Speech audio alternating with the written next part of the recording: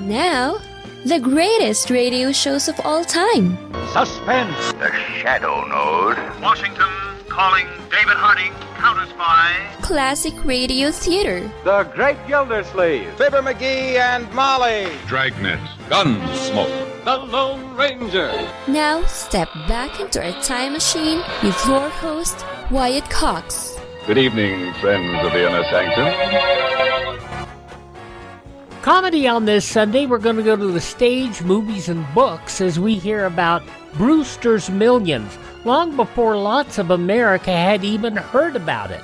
From 89 years ago, February 15, 1937, starring Jack Benny and Mary Livingston. You Bet Your Life, starring Groucho Marx. From 76 years ago, George Burns and Gracie Allen. From 82 years ago, and we're going to wrap it up with a trip to Wistful Vista and Fibber Mcgee and Molly. That's what's coming up on this Sunday, 15th day of February, 46th day of the year, 319 days left. President Rutherford B. Hayes signed a bill on this date in 1879 allowing female attorneys to argue cases before the Supreme Court. USS Maine exploded on this date in 1898 and sunk in Havana Harbor in Cuba, killing more than 260, which led the U.S. to declare war on Spain, the start of the Spanish-American War. Morris Mictum and his wife Rose introduced the first teddy bear in America on this date in 1903. And in 1933 in Miami, Giuseppe Zangara tried to assassinate President-elect Roosevelt, Franklin D., but instead shot Chicago Mayor Anton J. Cermak, who died of his wounds on March 6th. Zangara executed in Florida's electric chair on March 20th. No dilly-dallying around like these days. Duke Ellington Orchestra recorded Take the A-Train on this date in 1941. ENIAC, the first general-purpose electronic computer, was unveiled at the University of Pennsylvania on this date in 1946. Electronic Numerical Integrator and Computer, ENIAC. In 1953, 17-year-old Tenley Albright became the first American to win a World Figure Skating Championship. A new red-white maple leaf design adopted as the flag of Canada on this date in 1965, replacing the old Canadian red ensign banner. In 1989, the 9-year-long Soviet military occupation of Afghanistan ended. We got the word from Radio Moscow. The Soviet government has announced that the withdrawal of Soviet troops from Afghanistan has been completed. The word from Radio Moscow on this date back in 1989. A Milwaukee jury ruled on this date in 1992 mass murderer Jeffrey Dahmer was sane at the time of his crimes and therefore could be imprisoned. Judge Lawrence Graham read the verdict. Did the defendant, Jeffrey L. Dahmer, have a mental disease? Answer, no. Dahmer was sentenced to life. 2 days later, he was murdered in prison 2 years later in 1994. Kevin Mitnick arrested by the FBI on this date in 1995, charged with breaking into some of the U.S.'s most secure computer systems. A mortar attack on the U.S. Embassy in Athens on this date in 1996. Dale Earnhardt Sr. won the Daytona 500 on this date in 1998 after 20 years of disappointment. Just a few years later, in 2004, Dale Jr. won the Daytona 500, 6 years to the day when his father won his only Daytona 500. Among those passing away on this date in history, Raquel Welch. I find clothes so constricting. We must allow our paws to breathe. Ah, that's better. Can you hear my paws breathe? From the movie Bedazzled. Oh, you gotta love it. Raquel Welch passing away on this date in 2023. Others passing away on this date include singer-songwriter, dancer Vanity, Howard K. Smith, many years a journalist going back to World War II, pro wrestler Louis Spicolli, actor McLean Stevenson, best known from MASH, from Lassie, Tommy Reddick, singer-actress Ethel Merman, actor Wally Cox, no relation, and the wonderful Nat King Cole, all passing away on this date in history.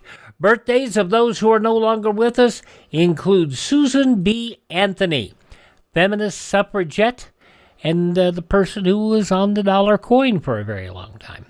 Also, John Barrymore, another actor, the wonderful Cesar Romero. And did you ever notice, if you ever watched him do Batman and do the Joker part in the Batman television show, he never shaved his mustache for that. That's why his upper lip looks so funny. They just painted it white, along with the rest of the makeup. Cesar Romero, born on this date. Actor Kevin McCarthy, actress Mary Jane Croft, did a lot of radio work and probably best remembered for her time with Lucille Ball on The Lucy Show. Country singer Hank Locklin, the delightful Harvey Korman, who was a funny, funny man, but his sketches with Tim Conway on the Carol Burnett Show were just delightful. Rusty Hamer, best known for his time on Make Room for Daddy with Danny Thomas, and actor, comedian Chris Farley. All those folks born on this date in history, they are now performing on a different stage. Hi, this is Jeff Foxworthy. It is now time for the birthday announcements. The following people are now officially older than dirt. The wonderful Melissa Manchester, Midnight Blue, Don't Cry Out Loud. The fine singer is 75 years old today. Also turning 75, a fine actress best remembered for her TV stint as Dr. Quinn Medicine Woman. Jane Seymour, 75 today. The creator of The Simpsons and Futurama, Matt Groening, is 72. Don't Wanna Fall in Love, Jane Child, 59 today. Lois Griffin on The Family Guy, also the marvelous Mrs. Maisel. She won Emmys for both. Alex Borstein, 54. From 24, Sarah Winter is 53 today, rather. From Grey's Anatomy, Natalie Morales is 41. From Glee, Amber Riley is 40. TNA wrestler Rich Swann is 35. And from Diary of a Wimpy Kid, Zachary Gordon is 28. Those are just a few of the people celebrating the 15th day of February as their birthday. If this is your birthday, We baked you a birthday cake. If you get a tummy ache and you moan and groan and woe, Don't forget we told you so. Happy birthday! Happy birthday! Make a wish, dear, and blow out the candles. Here they go.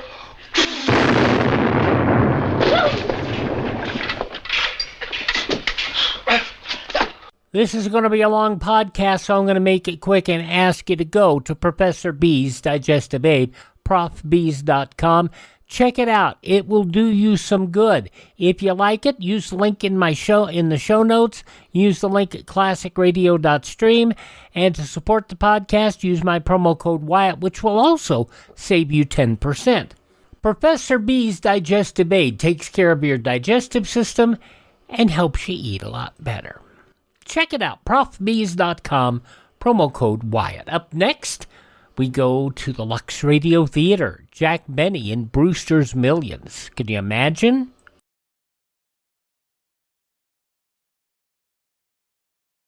A wise farmer knows that he must get his livestock under cover to protect them from radioactive fallout. An attack may never come, but it's wise to prepare now. So most of people today are familiar with the 1985 film Brewsters Millions, starring Richard Pryor, John Candy, Hume Cronyn, Stephen Collins.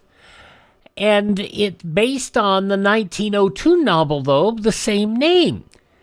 It was the seventh film based on the story. What you may not know is that, as I said, it's based on a 1902 novel, which was adapted into a play and went quite a ways from there. That plot in 1902, grandfather left him $1 million in a will, but he had to spend the $1 million in the first year or forfeit a $7 million inheritance from another relative. Now, it was adopted into a 1914 film directed by Cecil B. DeMille and Oscar Appel. And that movie that I didn't really check on, of course, it was also a successful Broadway play. Sidney Dean became the first Australian to appear in a Hollywood film. It's another lost film that we don't have. And in that one, it's the same thing. You've got to divest the million to get 7 million. Well, a better-known version of the film came up in 1921, starring Fatty Arbuckle, who was destroyed by yellow journalism. They claimed that he sexually assaulted a woman when, in fact, she died of alcohol poisoning, and they thought she had been attacked. Well, yellow journalism basically convicted him before he went to trial. And it took 3 trials for him to get put straight, but it's that same thing. One grandfather gave him $1 million, the other offered $4 million, provided at the end of a year he would spend the $1 million totally given by the other grandfather. Now, this again is a lost film. It's another one that we have no record of. So, for some reason, in 1937, as you're going to hear today, it was resurrected for the Lux Radio Theater.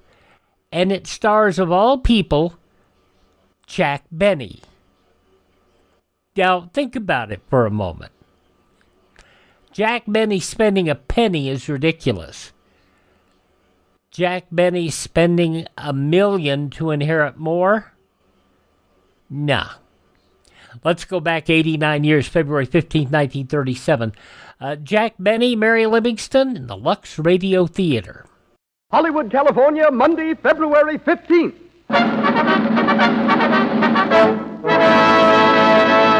The Lux Radio Theater presents Jack Benny and Mary Livingston in Brewsters Millions.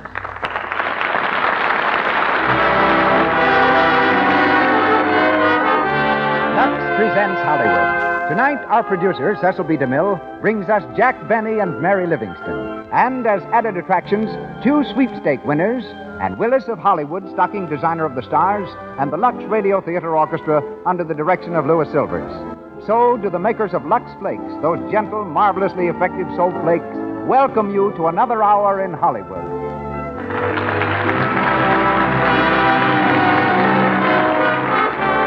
Before we start Brewster's Millions, let me suggest to our women listeners that Lux Flakes can save you, well, if not millions of dollars, at least quite a lot of money. For example, take this experience a Massachusetts woman had with Lux Flakes. A friend and I each bought a pink silk suit at the same time. She was first to launder hers. When she told me how it shrunk and was almost white, well, I was discouraged and put off washing mine. At last I had to. And using Lux as I always do, I found it didn't shrink in any way, and the color hadn't changed at all. I then asked my friend what she used, and it was not Lux.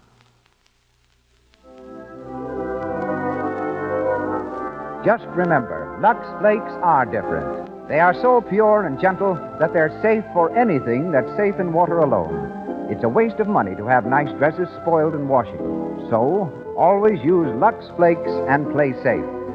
And now, the producer of the Lux Radio Theater, ladies and gentlemen, Mr. Cecil B. DeMille.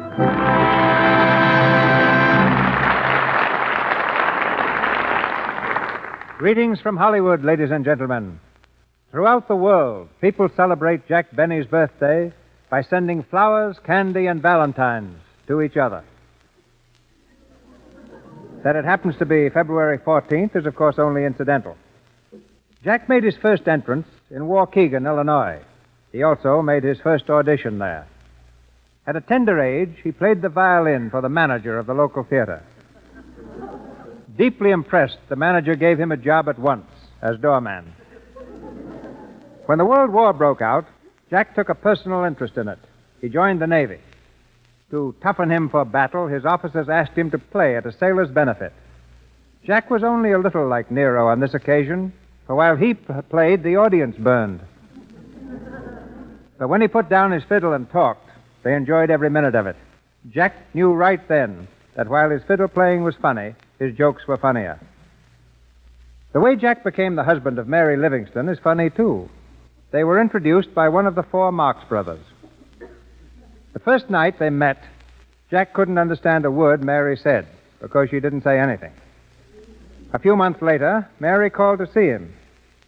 This time she talked to the extent of telling him that she liked him very much. Jack married her at once before she could change her mind. The most popular comedian on the air, Jack is a record-breaking picture personality. The statisticians tell me that in his recent film, College Holiday, he smoked the incredible number of 1,500 cigars. I noticed Jack smoking one of the cigars a little while ago, and I agree with the statisticians. They are incredible. Tonight, we hear Mr. Benny as Jack Brewster, and Miss Livingston becomes Mary Gray. But we've heard enough about our stars. Now let's hear from them.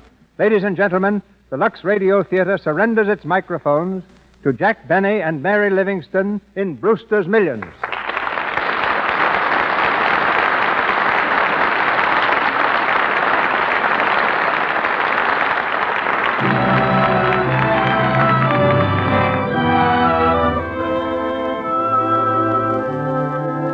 We're in the offices of Grant and Vanderpool, attorneys at law. For months, the 2 senior partners have been trying to locate one Jack Brewster, who has recently fallen heir to a huge fortune. At last, their efforts have been rewarded. Grant, one of the attorneys, reads from a typewritten report.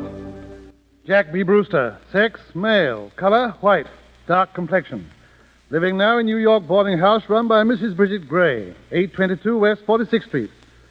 At the present time, Brewster is unemployed, single, evidently in desperate financial condition. Type of regular employment unknown, but claims to be a musician. Well, there you are. That's the detective's report. Jack B. Brewster. Are you sure that's the man we want? Seems to be. The middle initial must stand for Benjamin, his uncle's name. In desperate financial condition, eh? Looks like a pleasant surprise in store for him. A cool $1 million would be a pleasant prize for anyone. $1 million. Is that the final reckoning? Well, it's 1 or 6, depending upon Brewster himself. If he lives up to the terms of the will, he'll inherit $6 million at the end of the year. Have you notified him yet? No. And we'd better break it gently. Hello. Send Timothy in here, will you? I want him to run an errand. Wouldn't a letter be safer? I want Brewster here in person before he knows any of the terms. Secrecy is the essence of the will. Yes, Mr. Grant? Oh, come here, Timothy. I want you to go to 822 West 46th Street. Find a fellow by the name of Jack B. Brewster and bring him back here with you. Yes, sir. I suppose he isn't there. Oh, he'll be there. It's his boarding house. If he's not in when you call, camp on the doorstep until he comes back. Yes, sir. I'll get him, Mr. Grant.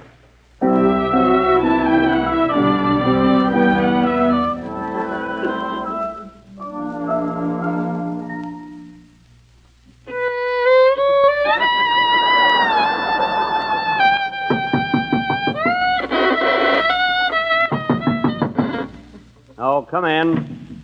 Hello, Jack. Oh, it's you. Mary, you know you shouldn't interrupt me when I'm practicing. Gee, somebody should. Never mind that. What do you want? That man is here again. What man? You know, the fellow from the law office. He wants to see you, says it's very important. Oh, important, eh? Well, not to me. And what does he think I am, a dope? I don't know. He didn't say. Say, listen, I've been dodging that fella for a week, and he's not going to get me now. Why don't you find out what he wants? I know what he wants. He's got a claim against me for something and probably thinks he's going to attach my assets. Well, he's got another thing coming. Yeah, if he thinks he can find any assets. Well, tell him I'm not here. Tell him I've moved. Tell him I'm in China. I did. Oh, you did, huh? What did he say? He said he'd be back in 20 minutes. 20 minutes? Must have a pretty rough idea where China is. No, but he's got a pretty good idea where you are. Well, I'm wise to these lawyers' tricks. I've been dragged into court so often I'm beginning to look like Exhibit A. But I get along all right. Gee, Jack, you're smart. Oh, I don't know. I don't like to brag, but I guess when it comes to money matters, I'm about as smart as the next fella. You know, Mary, I've got ideas. Big ideas. Why, if I had $10,000 or $20,000 right now, I could turn it into $250,000 like that. $250,000? Maybe $500,000, maybe $2 million. There's no limit to what I could do. Gee, that's wonderful. Yeah. And before I forget, Mother says if you don't pay your back rent by Wednesday, you'll have to get out. There you go. It's a fine way to treat a man with big ideas. And bills to match. And another thing, it's a nice attitude for your mother to take towards her future son-in-law. I'll bet $10 she doesn't want you to marry me. Fine to take her, and you got your room rent. Yeah? What has she got against me, anyway? I'm honest, ain't I? And I'm hard-working, too. When I can find any work. Being broke isn't any disgrace. Why, there are 10 people living in this boarding house right now who owe her lots more than I do. Why does she always pick on me? You're her favorite. Oh. But don't let it worry you, Jack. I still feel the same. Do you, Mary? Of course I do. Well, that's all I need. If you have faith in me, I can lick the world. We'll get married yet. You wait and see. Sure we will. Say, Mary, remember the first time we met? Gee, that was a great day for me. I'll never forget it. I tried, and I can't either. And then Mary, the day we went to Coney Island, remember? I held your hand all the way home, and when we got inside, I put my arm around you, and... And you said, Mary, will you marry me? Yeah. Yeah. Gee, 8 years can go fast. 8 years, 8 years. You're always bringing that up. Well, it is 8 years, isn't it? Well, that's not my fault. I can't help it if I can't find work. Well, don't yell at me. Who's yelling? You are. May I come in? Oh, hello, Miss Smith. Sure, come on in. Thank you. I was sitting in my room, and I thought I heard voices in here. That's funny. I didn't hear a thing. Did you, Jack? No. Oh, now. You were having a little spat, weren't you? Just a little one, yes. But it had possibilities. I thought so. Now, you ought to be ashamed of yourselves. Just sit right down, both of you. What for? I'm going to read you the last chapter of my new novel. It's called Girl Meets Boy. Girl Meets Boy? Wait a minute, there is a story called Boy Meets Girl. Well, this is Girl Meets Boy. Oh, a leap year story. Anyway, it's all about a young couple just like you. It'll do you good to listen to. Now, look, Miss Smith, there's no use wasting your voice and your energy reading it to us. You ought to save your strength for reading it to the publishers. She read it to 5 of them already. That's enough, Mary. You said it. Now, listen, children. Girl Meets Boy by Sophie Smith, Chapter 10. Chapter 10? What happened to the first 9? What's the difference? Oh.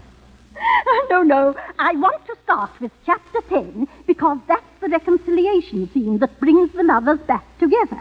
And that's what I want you to hear. Very well. Go ahead. In the gathering shadows of the midsummer twilight, Gwendolen stood in the garden of the inn with Theodore. Oh, Gwendolen, he murmured. Oh, Theodore, she answered. His arm stole round her waist, and pressing her close, he kissed her full on the lips. A long, blistering, lingering kiss. Now we're getting someplace. So is Theodore. Mary. Go ahead, Miss Smith. Carried away by the ardor of his love, Theodore seized her in a mad embrace, flung his arms round her, and crushed her closely to him. Mary, what are you laughing at? Theodore goes wild. Mary, please, it's getting interesting. Continue, Miss Smith. Oh, my sweet, he Who, said. me? Oh, pardon me. It's been so long since last we held each other in this close embrace. So long. Yes, she said. 8 long years. Hey, stop. Why, Mr. What are you trying to do? Start some more trouble? Mary? Yes, Ma? Oh, here you are. Oh, good morning, Mrs. Gray. Good morning, is it? Do you know what time it is?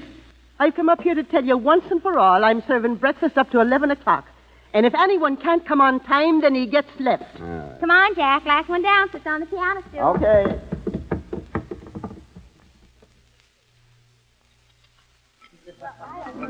Will you have another piece of toast, Mr. Dudley?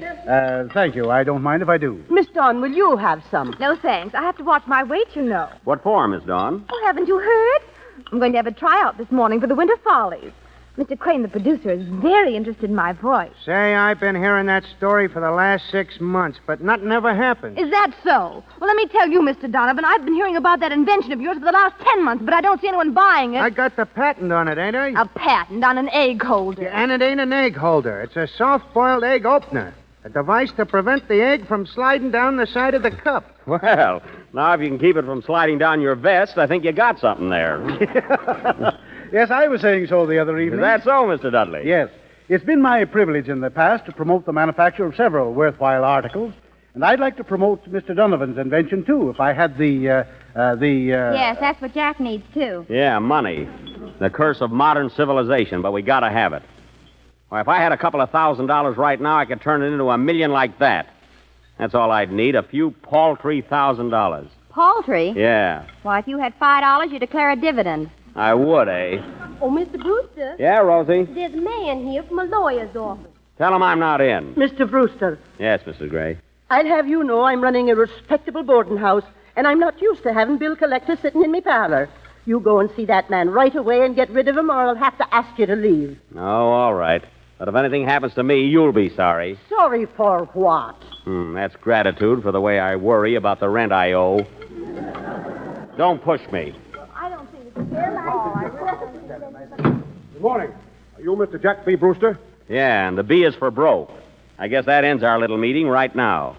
Mr. Brewster, I'm from Grant and Vanderpool. They want you to come to the office. Oh, both of them want to see me. Doubling up on me, huh? Now, listen, you. You go back and tell Mr. Grant to tell Mr. Vanderpool that Mr. Brewster is no Mr. Sucker. I'll let that be the end of it.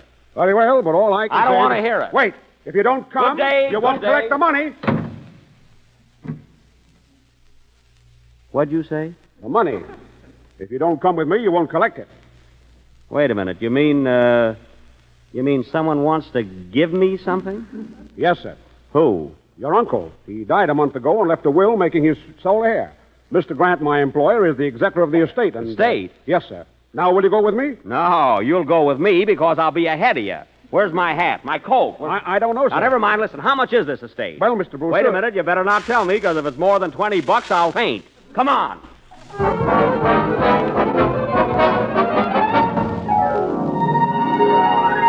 Shall I get some more water, Mr. Grant? Rub his wrist. Rub his wrist. He said he'd faint. You should have broken it gently. Mr. Brewster, are you all right? Oh. Oh, good. He's coming around. Now get into the outer office, Timothy, and don't let anyone come in here for an hour. Yes, sir. Mr. Brewster, look at me. Are you all right? Where am I? You're in my office, don't you remember? My name is Grant. Where's your beard? No, I'm a lawyer. Oh, that's right. I came here and you said... I said that you just inherited $1 million and you fainted. How do you feel now? Like $1 million. Not bad out of a sound sleep, huh? So good old Uncle Ned left me a fortune, eh? I always did like old Uncle Ned. Lately. Mr. Brewster, I have some other news for you. Good news? Exceptionally good. But I'm a little afraid to tell you. I shouldn't want you to faint again. Don't worry. Shoot. 5 years ago, your grandfather died. We've just opened a codicil of his will, and we find that he also left you something. What a parlay. Go on. Now, Mr. Brewster, get ready now. I'm ready. Mr. Brewster, your grandfather left you in the codicil of his will the sum of exactly $6 million.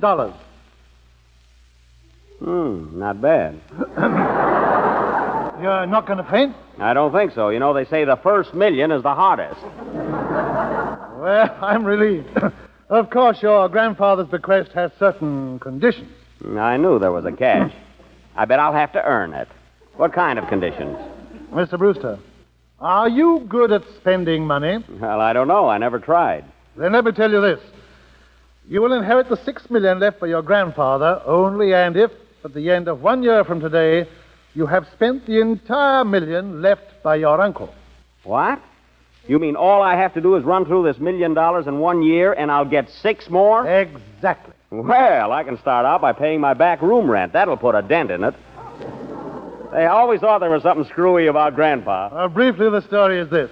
Your grandfather hated and despised your uncle. Well, as long as they both liked me. He knew that your uncle would leave you quite a sum of money, and he didn't want you to keep it. Listen, give me my uncle's $1 million and let me out of here. I'll come back in a year with holes in my socks, if any. That's exactly what you'll have to do. Now, listen to this. Before my grandson can claim the $6 million, he must spend the entire sum of money left by his uncle and appear before the executors 1 year from the day this is read. He must have no worldly possessions whatsoever, no cash in his pockets, no more than one suit of clothes. Well, I'm dressed for the part right now. Well, there's more. Listen. Under no conditions may my grandson take anyone into his confidence. No one must know why he is spending his uncle's money, or this codicil will be invalidated, and he will lose the bequest. That means I can't tell anyone, eh? Oh, you can tell them that you've inherited $1 million, yes, but you mustn't tell them about the rest of it. I see. Go on. It must be understood by my grandson that he must under no circumstances give money away recklessly. And this is very important. Yeah? He must be and remain single. There must be no matrimonial entanglements. Wait a minute. You mean I can't get married for a year? That's what it says. Gee, what a handicap. A wife is such a help when it comes to spending money. Anyway, how am I going to explain it to Mary? That's my girl. You mustn't explain it. If you do, you don't get another penny. Well, what do you say? Are you willing to go through with it? Willing? Brother, I'm ready, willing, and able. 3 smart boys. Well, come to the office at 9 o'clock tomorrow morning, and I'll have a check for you. But don't forget, you've got to spend every penny of it.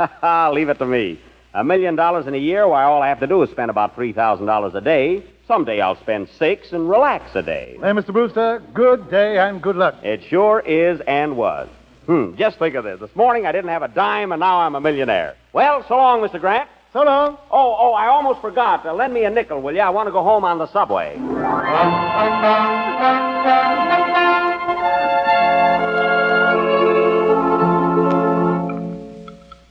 Mary, will you pass the asparagus to Mr. Dudley, please? I would if there was any left. Oh, never mind. It's quite all right. Oh, by the way, Mary, where is Mr. Brewster? I haven't seen him since breakfast. Don't ask me. This is the first time he's missed a lunch in 3 years. I think he left the house with that lawyer fellow. Hey, maybe they put him in the jug. Pass the butter, will you? Oh, I hope nothing has happened to him.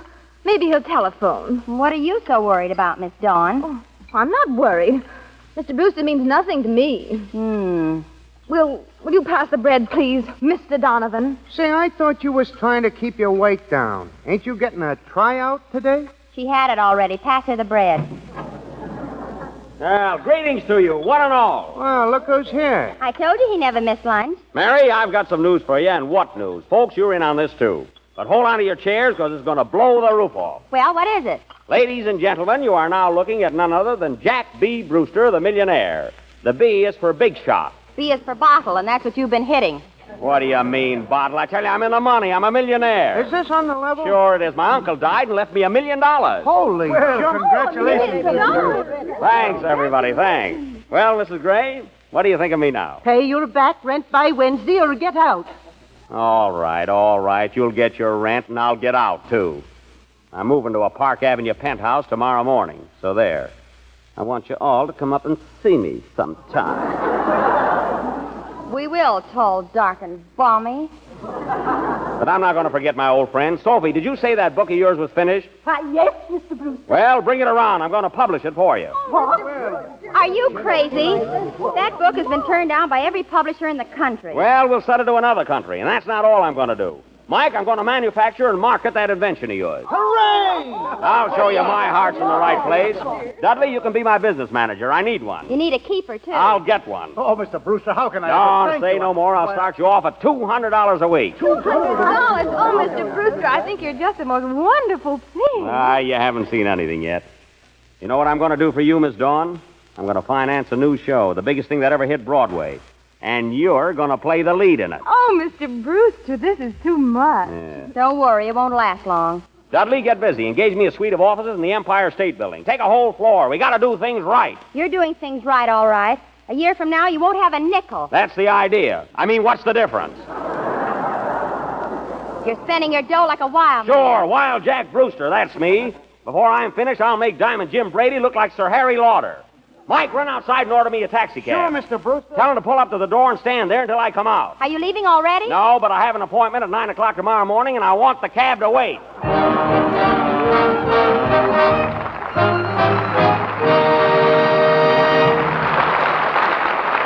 We'll continue this Brewsters Millions in a minute. Now, I'd like to take you to a pretty little home on Arden Street in Los Angeles. A young bride is upset, and she's telling her friend about it.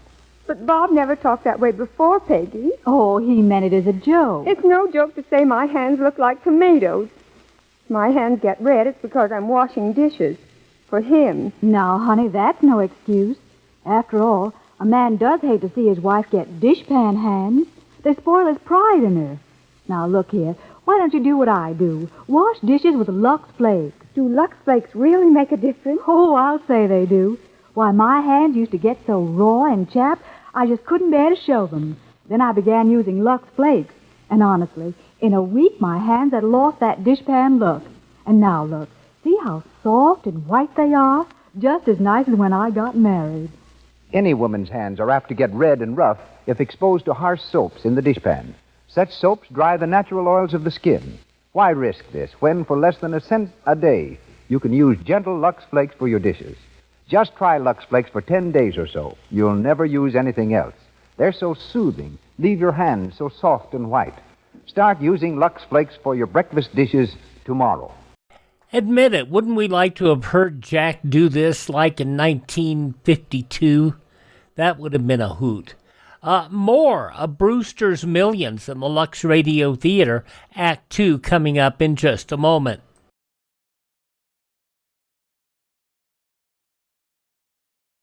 There is a defense against radioactive fallout. During enemy attack, get to a shelter immediately. Stay there until local officials advise you it's safe to leave. Be prepared.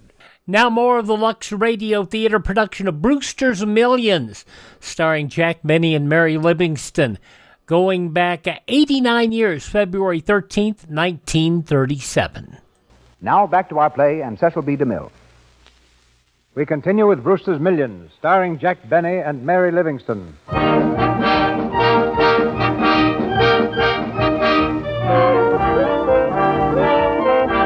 Faced with the enviable task of spending $1 million inside of a year, Jack has gone on a mad buying spree. Nothing is too much, nothing is too good.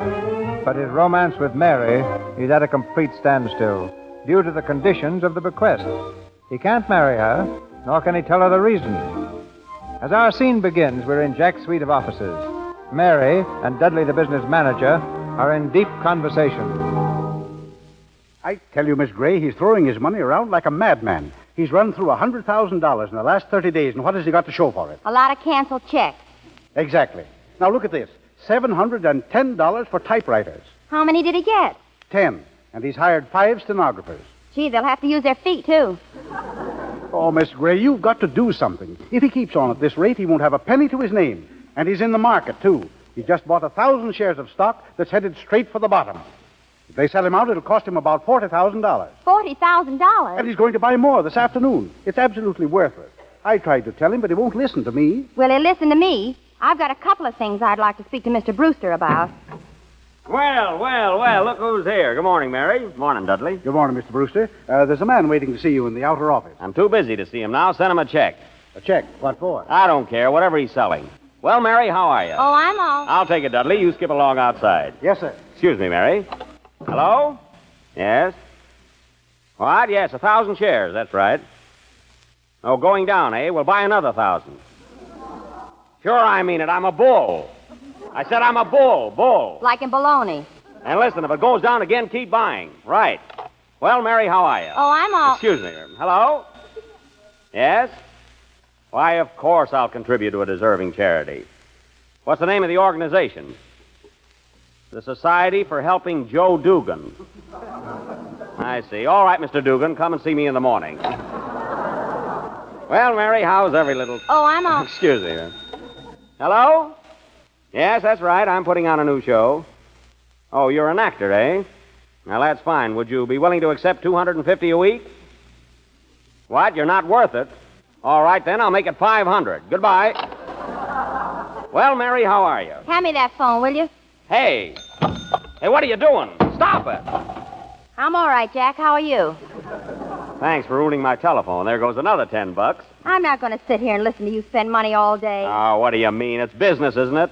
You know the old saying, you got to spend it if you want to make it. Yes, and a fool and his money are soon parted. He who hesitates is lost. Now, it's your turn. Look what you've been doing the last month. Running around like a wild man. And this new show you're going to open. Do you realize a producer lost $70,000 last year on a show like that? Oh, cheapskate. Wait till you see my flop. I mean my show. And Barbara Dawn.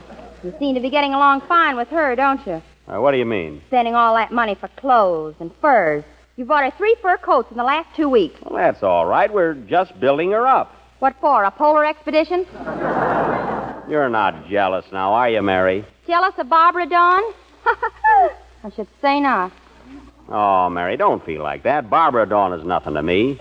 Really, you're the only one that counts. Well, if you think so much of me, why don't you do something about it? You mean, get married? Yes. I've been wearing your engagement ring so long, my whole hand is turning green. Now, look, Mary. Mary, you gotta trust me. I just can't get married now. Why not? Well, I can't tell you. You'll just have to take my word. There's a very good reason. Look, will you trust me, Mary? Well, if you'll stop spending money. Oh, gee, thanks. That's swell. Oh, Mr. Brewster. Yeah? Your car's downstairs. Oh, that's right. Come on, Mary. I've got an appointment with a man to buy a gold mine.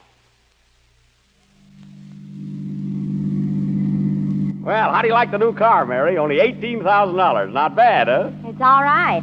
See, you got a trailer, too, huh? Trailer? That's the rumble seat. Hey, watch out where you're driving. Slow down. Don't worry. Everything's under control, Mary. Watch that speedometer. Hey, stop. What for? We're only doing 60. I said stop. Did you hear me? Stop. Nothing doing. Hey, pull over there. You'll stop. Gee. Can you imagine that? A cop. Don't give him any back talk, Jack. A friend of mine got a big fine the other day for sassing a policeman. Oh, yeah? Are you sure of that? I was with him. Why? Oh, never mind. A big fine, eh? Well. Look out, he's coming over. Well, where do you think you're going? To a fire? What's it to you, slug? Jack. Oh, a fresh guy, eh? Yeah, you want to make something out of it? Shut up. Say, Weasel, I got a good mind to hand you a ticket. What do you think of that? Make it 2. I have a lady with me. Hey, listen, mister. It's a $200 fine for doing 60 in this town. See? Sure, I see, you dope. You think I'm blind? And I wasn't doing 60. I was doing 75. Oh, you was, eh? Yeah, in another minute, I'd have been in high. Now, listen, you. Ah, come on. Give me a ticket and scram out of here before I lose my temper. Shut up. I won't shut up. Who does he think he is, anyhow? I'm a citizen of this town and a taxpayer. I'm not taking any back talk from a dumb flatfoot. What do you think of that, Charlie Chan? Well, I guess you're right, mister. What? Yeah, maybe I was too hasty. I'm sorry. Hey, wait a minute. After all, it's folks like you who are paying my salary, and I got no right to get fresh with you. Excuse me. Hey, wait, what about the ticket? What about that $200 fine? Ah, that's all right. Forget it, mister. So long. Hey!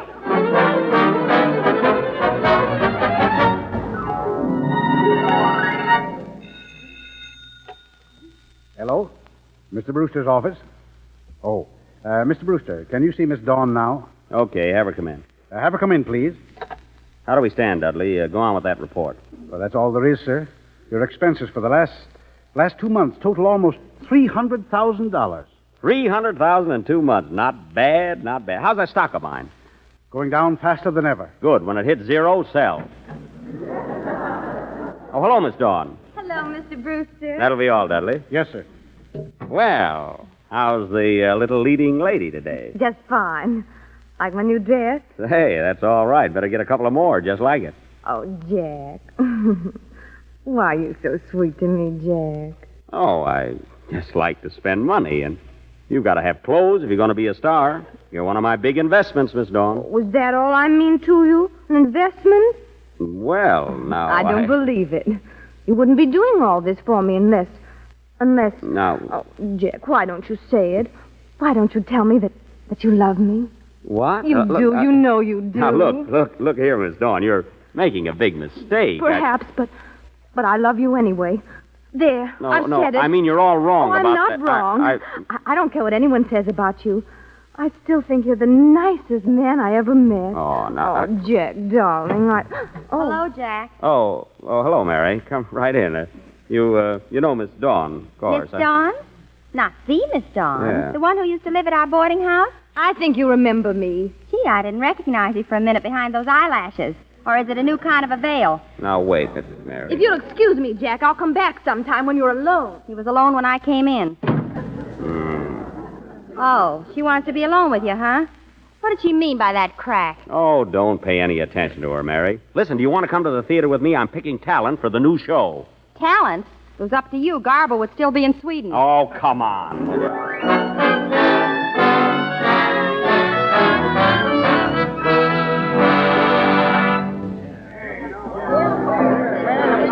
All right, everybody. Here's Mr. Brewster. Right this way, Mr. Brewster. Okay, Gallagher. Mary, you sit next to me. We got plenty of talent here this afternoon. Plenty and loud. Quiet, everybody. Quiet down. Well, all right. Let's see. Who's first? We are, Mr. Brewster. Yeah, we were here first. Well, what are your names, boys? Moify and Slade. You know those two funny guys? I'm Moify. Yeah, he's Moify. I guess that makes you Slade, then. Yeah, we're comedians. Ain't we, Moify? Yeah. Well, that's very funny. Let's hear your act, boys. Don't tell me there's more. Mary. Well, I come out, see? I walk across the stage. Slade comes out from the other side, and we bump into each other. We bump into each other. Make it hard. Mary. And I say, hello, Slade. Now, wait a minute, fellas. Wait. You don't have to go any further. You're killing me. Take these fellas outside and sign them up. Take him outside and hang him up. This way, boys. I beg your pardon, Mr. Brewster, but may I have a word with you? What is it? I don't wish to waste my time here any further. I am a tragedian. I have trod the boards as Hamlet, as Macbeth, as Othello. Have you an opening for me? Well, There's a manhole just outside. Quiet. See, Mr. Gallagher, tell him I said you can play prologue. I thank you. Now, who's next, folks? We are. Come on, Goldstein. Sure. How are you, Mr. Brewster? Oh, hello. We're Gillis and Goldstein, and we're writing up smash hits for singing. Songwriters, eh? Did you ever write any hit numbers? Listen, you ever hear Mother McCree, Old Man River, the St. Louis Blues? Yeah, sure. We write good ones. Hey, listen, I got a song will be sweeping the country by storm. Yeah, what's the name of it? My Hoochie Coochie Kid. Swing it. Be good for our show, I think. I got a Hoochie Coochie baby down on a Hoochie Coochie Isle. Promising. And is she something, believe me, mister, she's the swellest gal in town. Hot stuff, eh? It burns me up, too. Listen, Mr. Goldstein, are all your songs like that one? If such a thing is possible, some of them are even better. If such a thing is possible. Wait a minute. There's no use going any further with this talent business. Now you're getting smart. Hey, Gallagher. Yes, Mr. Brewster? Give everybody here a contract. Rehearsals start tomorrow. We should be ready to open in a month. If such a thing is possible.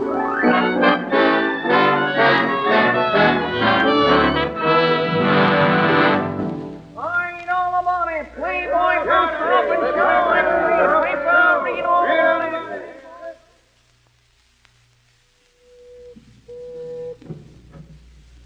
Oh. Hello, Dudley. Hello, Mr. Brewster. I'm sorry to bother you at this hour, but I've got to see you. Oh, sure. Come in. You see the opening tonight, Dudley? Yes, sir. But that's not what I've come to talk about. Say, you look worried. What's the matter? Mr. Brewster, I've got a confession to make. At 2 o'clock in the morning? Yes, sir. I couldn't sleep. It's been on my mind for a week, and I can't bear it any longer. Wait, here. What's wrong? Mr. Brewster, I'm a thief. A thief? A swindler. An embezzler. I've stolen money from you, gambled with it on the market. I thought the stock would go up, but it didn't. And now I've come to confess. Oh, do what you want with me. I don't care. I'm no good. I see. What stock did you buy? American Timber. How much did you lose? $22,000. That's loyalty for you. You get a hot thing like that, and you don't let me in on it. What? Take another $10,000. Buy some more. You mean you're not going to send me to prison? Of course not. That isn't not unless the stock goes up. But I'll pay it back. I swear with every penny. I don't want it back. But I want to give it to you. $22,000. I said I don't want it. Now listen. Have you seen the newspaper account of my new show? Why, no. Well, get this.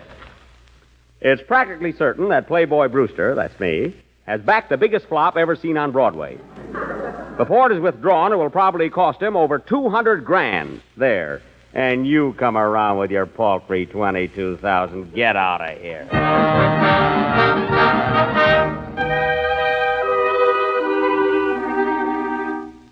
Here you are, Mr. Brewster. Here are the latest reports. Let me see it. Oh, this is awful. Awful. Well, Mr. Brewster, what's wrong? That gold mine I bought. Look, they've struck gold. Struck gold? Why, that's wonderful. Dudley, you got to sell that mine, do you hear? And sell it cheap. Cheap? It's worth a fortune. That's the whole trouble. For 8 months, I've been going beautifully, and now look what happens. I've started to make money. Answer that.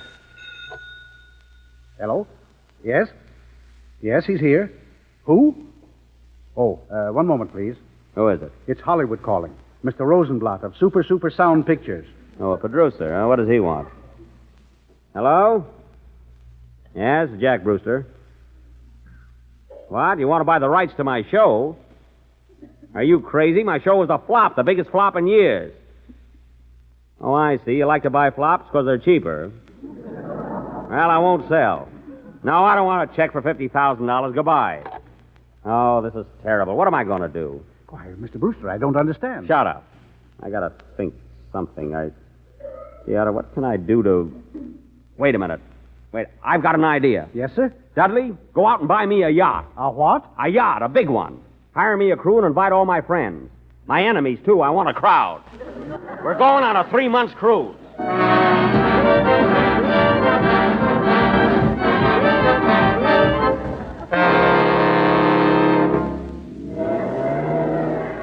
Say, Skipper, where did you say we were? About 30 miles off the coast of Virginia, Miss Gray. Is that all?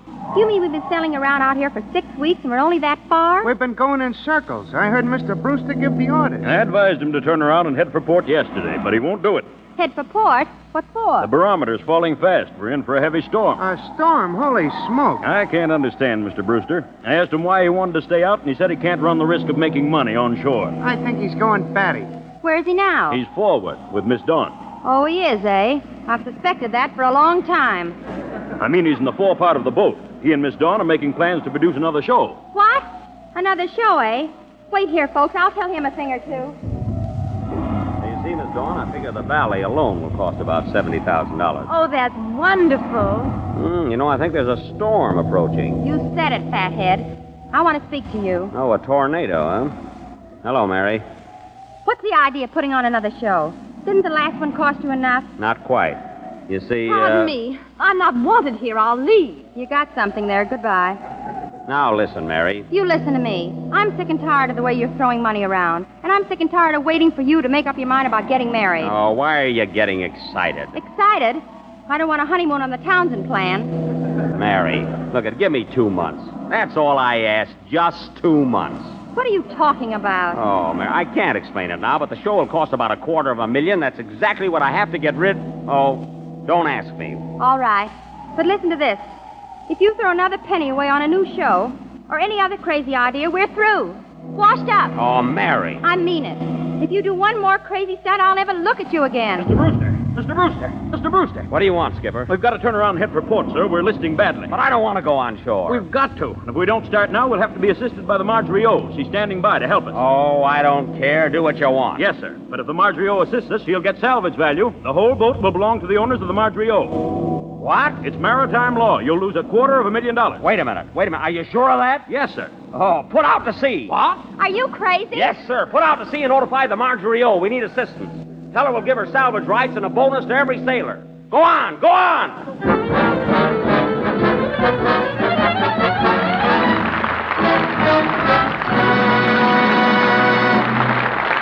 We pause for station identification. This is the Columbia Broadcasting System.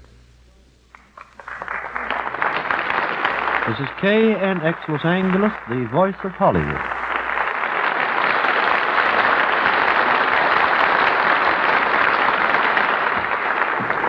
After getting rid of $1 million, we think Jack Benny Brewster and Mary Gray Livingston are entitled to a little rest.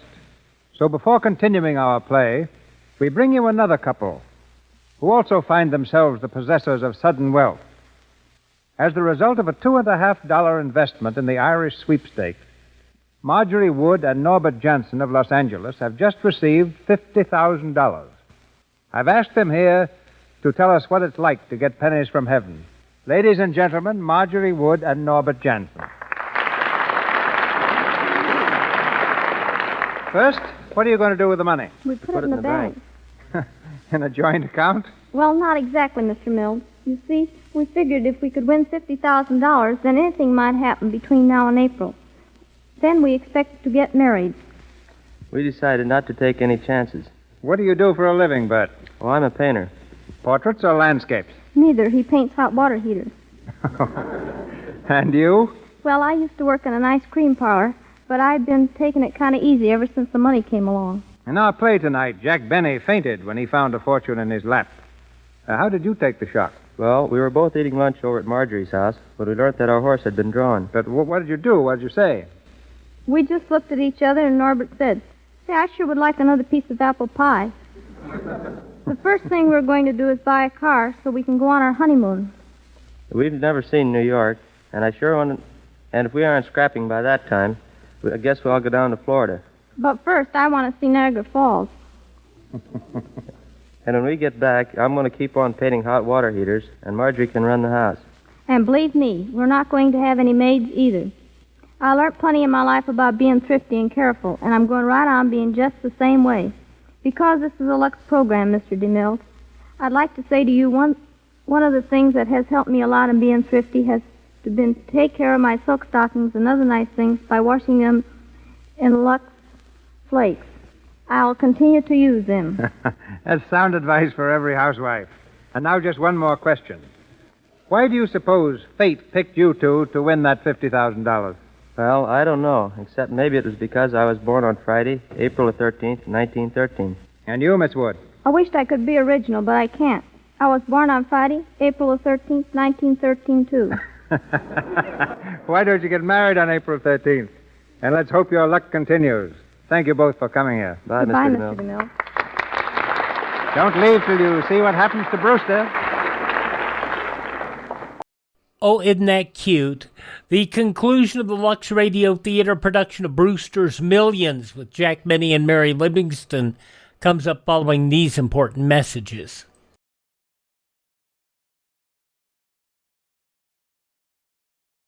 Government officials suggest that every family store a 2-week emergency food and water supply in case of attack.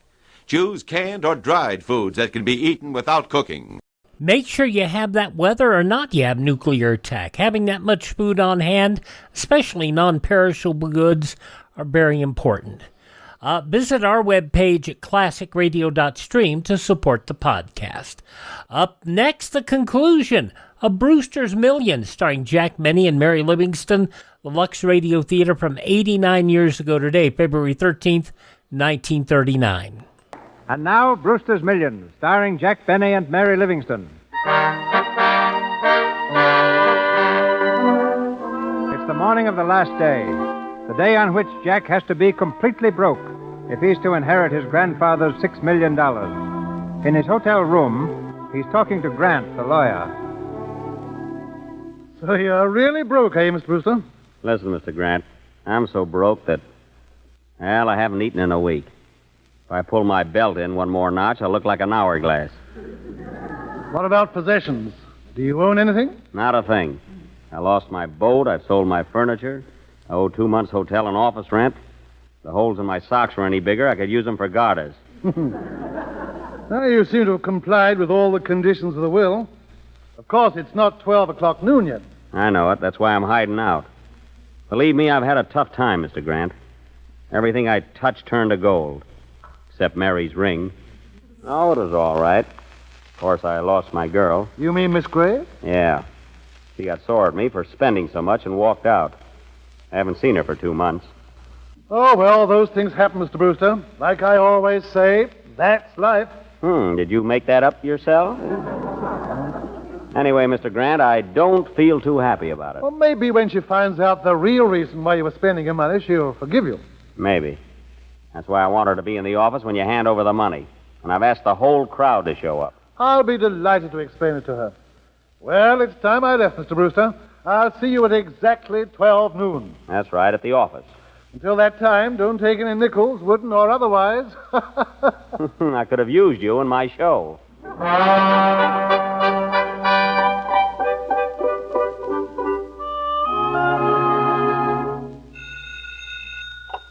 Hello? Yes, this is Mr. Brewster's office. No, he ain't here. Yeah. Well, I want to see him, too. He owes me 13 weeks' salary. Say, do you know a good lawyer? I want to bring a suit against that guy myself. Here, put down that phone. It's a fine thing you're doing, asking for a lawyer so you can sue your own boss. That's loyalty, that is. Aw, dry up. What about my back salary? I only owe you 13 weeks. You're not superstitious, are you?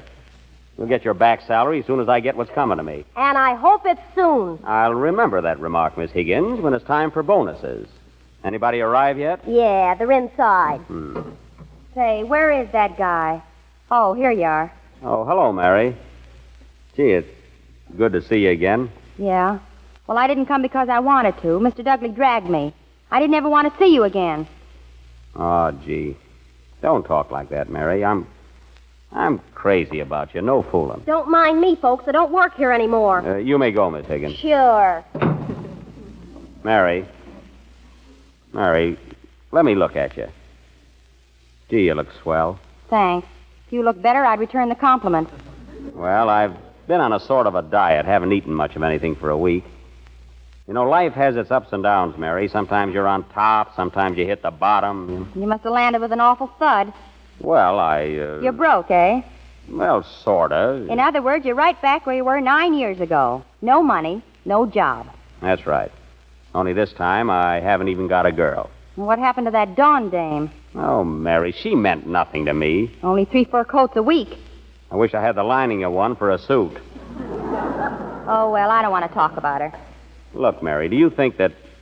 would it be possible... Oh, you probably won't believe me anyway. Probably not. Mary, I've been a fool. I'll be a different guy. Wait till you see. You mean you'll really reform? From now on, you won't know it's the same fella. I'll let you be the boss. You can even handle the cash. That'll be easy enough. What do you say, Mary? Is it a go? Can we start all over again? Well... Oh, come on. You promise you won't pull any more crazy stunts? Cross my heart, I'll never spend a dime unless you okay it. All right, Jack. It's a go. Oh, gee, Mary. Some fun, eh? Yeah. Come on, we better join the others. They're waiting for you. That's right, I forgot. Where are they, in here? Yeah. Gee, I'm not even hungry now. Hello, folks. Oh, there he is. Say, Mr. Brewster. We've been anxious. One at a time, folks, one at a time. Ladies and gentlemen, I've asked you here today for a very special reason. I'm not at liberty to tell you what it's all about, but as soon as the clock strikes 12, I'm going to hand you all a big surprise. During the last year, you have all seen me under very trying conditions. Needless to say, I had good reason for my actions, but now everything has turned out fine. In the first place, I am completely broke. But never mind that, it's all part of the plan. What's the big surprise, Jack? You'll see, Mary. Well, while we're waiting, I have a little surprise, too. You, Mr. Dudley? Yes, ma'am. Ladies and gentlemen, Mr. Brewster once did a very fine thing for me, and I've never forgotten it. To show him that my heart's in the right place and to prove my gratitude, I take pleasure in returning to him his $22,000. What? Here you are, Mr. Brewster. Put it away! Put it away! I promised to pay it back. Who asked you for it? Get rid of it. Jack, you take that No. Listen, I don't want it. I can't take it. I don't know what he's talking about. Remember what I said, Jack. Open the window, quick. The man's crazy. Now give me that money. There. That settles that. Holy mackerel, he threw $22,000 out the window. And that's not ticker tape. Jack, this is the end. Mary, I had to do Don't it. speak to me, and after you promised Mary, to... listen. No. The guy's off his nut. Good afternoon, Mr. Brewster. Oh, come in, Mr. Grant. Mary, don't leave, please. Sit down, Mr. Grant. Thank you. Well, Mr. Brewster, it's exactly 12 noon. Have you changed your financial status? Mr. Grant, I'm twice as broke as ever before. Good. Then I take pleasure in presenting you with this check for $6 million. Here you are. It's a gag. No, it isn't, Mary. I'm rich. I don't get this. Well, Mary, look. Now, let me explain. I had to spend my uncle's million in a year so I could get the $6 million left by my grandfather. It's all mine, Mary. Every penny of it. Just a minute. I don't understand this yet, but don't forget our agreement. I handle the cash. Yes, my love. Are you happy, Mary? Oh, Jack, it's wonderful. You know, from now on, you can have anything you want. Anything? Yeah. You mean it? Of course I do. Well, let's run out and get a hamburger. I'm starved. Okay, and the treat's on me.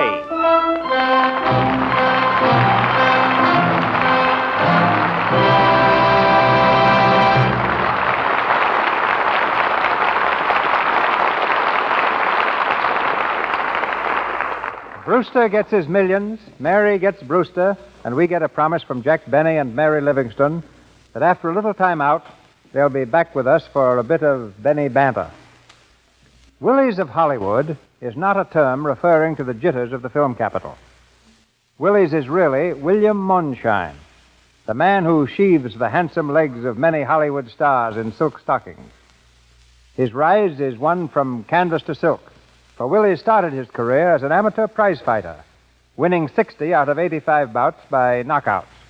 But then silk stockings caught his eye, and he's been designing them ever since for motion pictures and such Broadway shows as Earl Carroll's Vanities. Ladies and gentlemen, Willies of Hollywood. Thank you. A woman's vanity can be blamed for a lot of things, ladies and gentlemen, but not for silk stockings, for it was none other than King Henry VIII who first exhibited the fatted calf in silk. His daughter, Queen Elizabeth, was the first woman to wear silk stockings. Her first pair were 2 months in the making. Now, you tell us about the stocking feet of Hollywood's royalty. Right now, many of the stars are wearing sandal stockings, those that have neither toe nor heel. This is the type that now graces the international famous legs of Marlene Dietrich. Lily Pons wears them, afternoon and evening. Grace Moore prefers them, and so does Greta Garbo. Miss Garbo is frequently accused of large feet, but I assure you she wears the same size stocking as the average woman, 9.5. Ginger Rogers is very fond of iridescent stockings. Jean Harlow invariably wears nets, mesh hose for both street and formal dress. Well, this may be a little shock to the husbands in our audience, but didn't you tell me that a woman should have 20 pairs of stockings? That's quite true. But they'll last a full year if properly cared for. Here's the advice I give the motion picture wardrobe directors here in Hollywood. When you use Lux Flakes, you preserve the elasticity of silk. And naturally, stockings fit better and wear longer. You should never soak stockings or rub them. Just dip them into Lux suds that are lukewarm or cool. Then rinse in almost cool water. After this, you can roll them in a Turkish towel to take out the moisture. Then shape them a bit and dry away from heat. Never dry stockings on a radiator. Here are some tips about selecting the right stockings. If you're a little on the heavy side, you'll find that stockings with clocks or net stockings with perpendicular lines will slenderize wide calves and ankles. If your legs are a bit too thin, get stockings with a very low heel. I hope I've been of some help. Thank you. Good night, Willies of Hollywood. According to the clock, it's now time for tonight's star to make a second entrance. I welcome her with a bouquet of freshly plucked congratulations. Ladies and gentlemen, Miss Mary Livingston.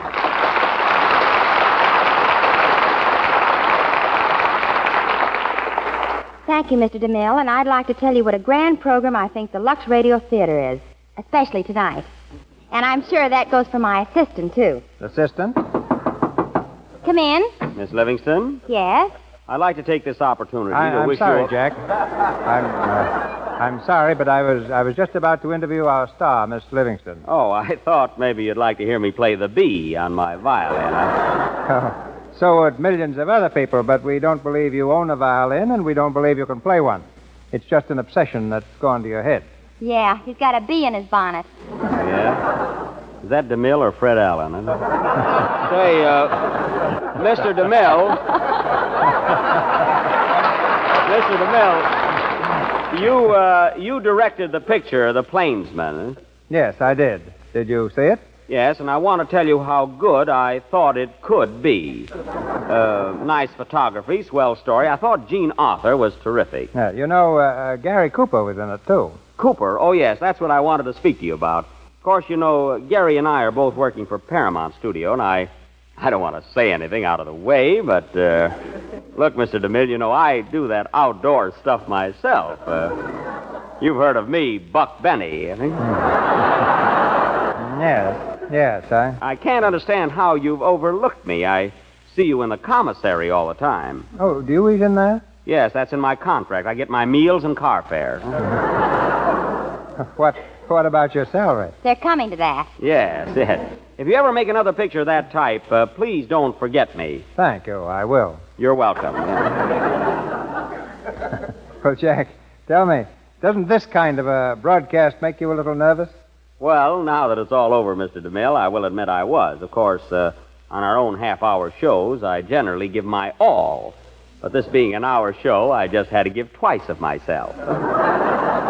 You were good, too, Mary, and tonight I'm going to pay you for working with me. What are you laughing at? I just thought of something very funny. All right, what is it? This is my luxy day. Remember our own product, Mary. Will you? Jack, I want to thank you and Mary for coming up here tonight. Maybe you can't play the bee, but you can play Brewster like $1 million. And if you spend it all in 1 year, $6 million.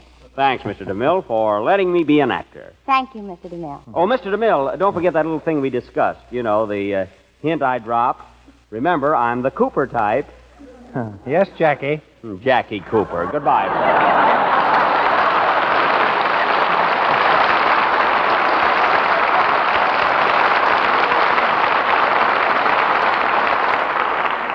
Thank you, Jack Benny and Mary Livingston. Ladies and gentlemen, this is your announcer, Melville Ruick. There's a rare dramatic thrill awaiting us next week, and Mr. DeMille tells us about it in just a moment. Tonight, our cast included Crawford Kent as Mr. Grant, Fred Harrington as Mr. Vanderpool, Lee Millar as Mr. Dudley, Margaret Brayton as Barbara Dawn, Helena Grant as Sophie Smith, Helen Kears as Mrs. Gray, John Gibson as Mike Donovan, Hal K. Dawson as Mr. Murphy, Eddie Kane as Slade, Lionel Belmore as Tragedian, Ross Forrester as Gillis, Abe Reynolds as Goldstone, Inez Seabury as Secretary, Lou Merrill as Skipper, William Royal as Police Officer, and Frank Nelson as Stage Manager. The play Brewsters Millions is by Winchell Smith and Byron Ongley, dramatized from the novel by George Barr McCutcheon. Jack Benny and Mary Livingston appeared through courtesy of General Foods, the makers of Jell-O, Mr. DeMille, Paramount, and Mr. Silvers, 20th Century Fox, where he was in charge of music for the new film Love is News. And now, Mr. DeMille. Next Monday night, the Lux Radio Theater, we nail the skull and crossbones to our mast and lift anchor on what I consider the most thrilling and romantic drama ever to have come from the pen of that master of adventure, Raphael Sabatini. Our play, Captain Blood. And our stars, the same splendid four who made the motion picture such a memorable event on the modern screen. Ladies and gentlemen, Errol Flynn, Olivia de Havilland, Basil Rathbone, and Henry Stevenson.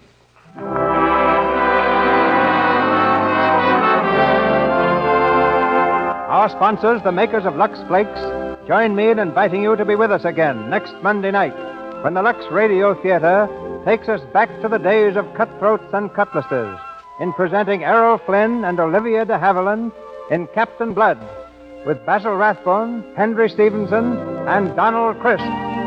This is Cecil B. DeMille saying good night to you from Hollywood.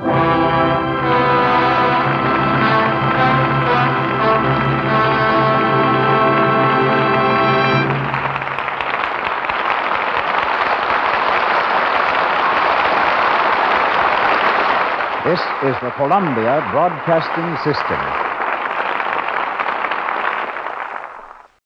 89 years ago, February 15th, 1937, the Lux Radio Theater on Classic Radio Theater with Wyatt Cox.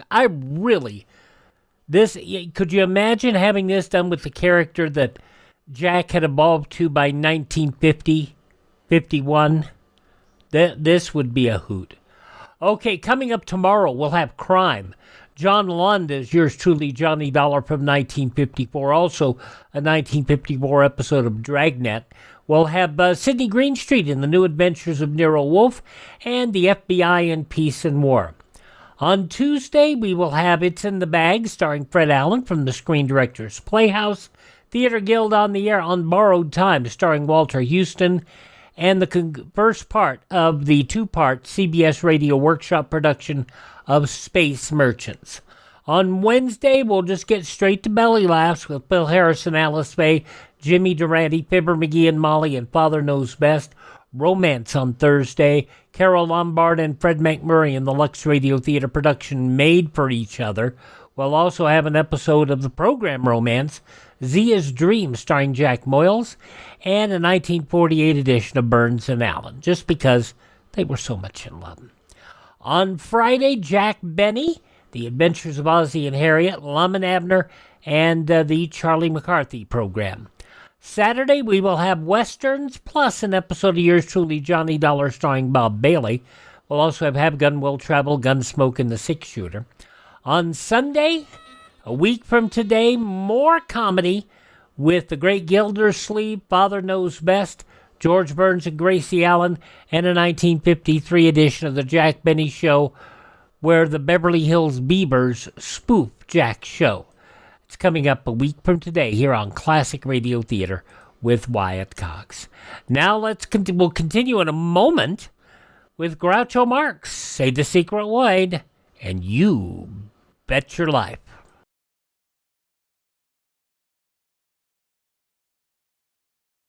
There are two air raid warning signals. A steady blast of 3 to 5 minutes means attack is probable. A wavering tone or series of short blasts means take cover. Now we go back 76 years to February 13th, 1950. Groucho Marx, You Bet Your Life. Mr. Fenneman, can you impose to us a bit of a secret? Ladies and gentlemen, the secret word tonight is sugar. S-U-G-A-R. Rally. You bet your life.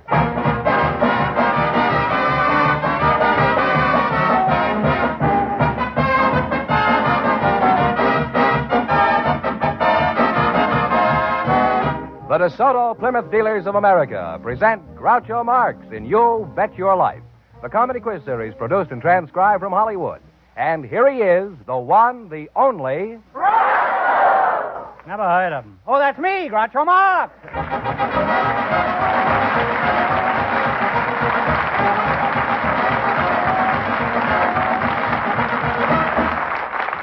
Thank you. Well, here I am again with $3,000 for one of our couples tonight. George Fenneman, who's first?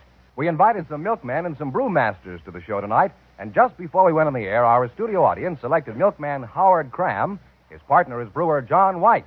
Gentlemen, meet Groucho Marx. Welcome, gents, for the DeSoto Plymouth Dealers. And if one of you says the secret word at any time, he wins $100 in cash. It's a common word, something you use every day. A milkman and a brewmaster, eh? Milkman Howard Cram, is that right? Where are you from, Howard? Park City, Montana. Just a hop, skip, and a jump from Yellowstone National Park. Was that the only way you can go? And, Mr. Weiss, you're the brewmaster, huh? That's right. Oh, where are you from? Omaha, Nebraska. Why aren't you from Milwaukee? I was born in Omaha. Did you know then you were going to be in the beer business? Almost. Almost?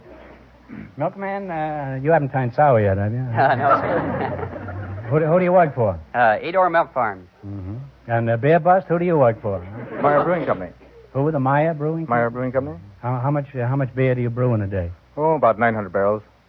And Milkman, how much milk do you deliver in a day? Oh, I deliver around 550 quarts a day. You deliver 550 quarts of milk a day? Yes. I don't believe it. Huh?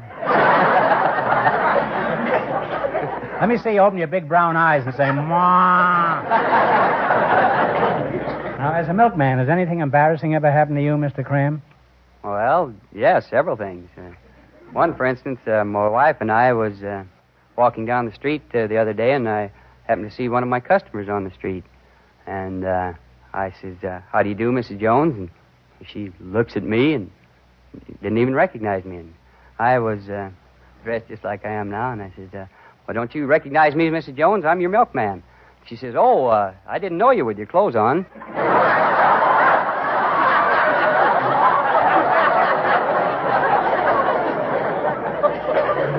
This must have made your wife very happy. How about you, Beer Bottle? Have you ever had any unusual experience, embarrassing? Yes, I remember one incident when I was serving my apprenticeship in the brewery. This plank was placed across the top of this tank here, and I fell off the plank into this tank of beer. Well, would you have stayed in there if there were pretzels in there? I think so. Have you ever been totally dry, Mr. Weiss?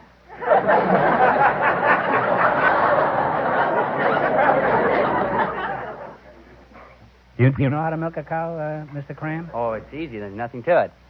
Well, it's easy to lay an egg, but I bet you can't do that.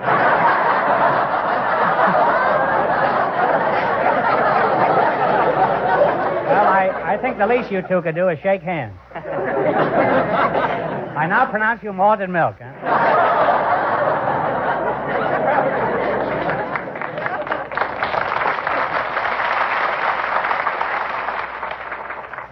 Now, in just 1 minute, you're going to have a chance to make $3,000.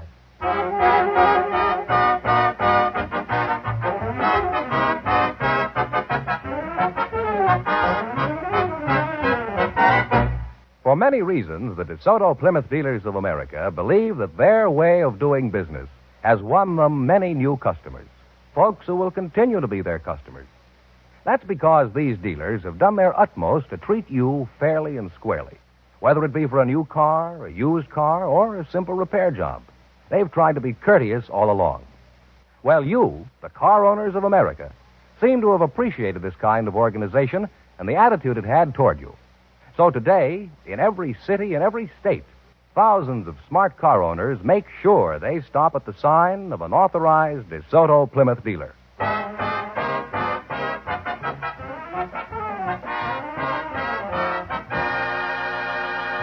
Now, let's say if a milkman and a brewmaster will be the ones who get the chance at the DeSoto Plymouth $3,000 question. Fenneman, explain the rules.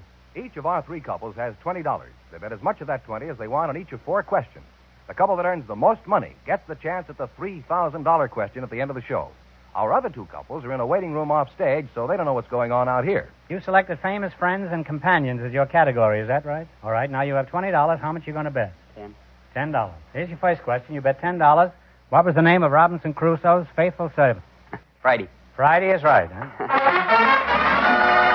They're on their way with $30, Groucho. Remember, you're going for $3,000 tonight. How much of the 30 will you try?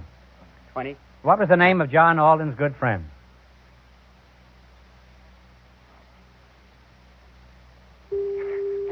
So quiet you can hear a contestant drop.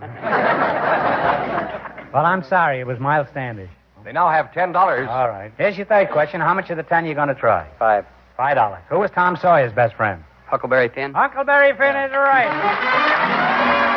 They're on the way again. They have $15. All right, now you got 15. Here's your last chance to beat the other couples. How much of the 15? 15. Shoot the works. Who was Sherlock Holmes' faithful friend? Sherlock Holmes. Dr. something. Well, yes, that's right. It was Dr. Watson the Needle. Oh, Dr. yeah. Watson. Well, here's one more chance to make some money. If you get this one right, I'll hand over $10 in cash, and please, no coaching. Who was buried in Grant's tomb? Grant. General Grant is right.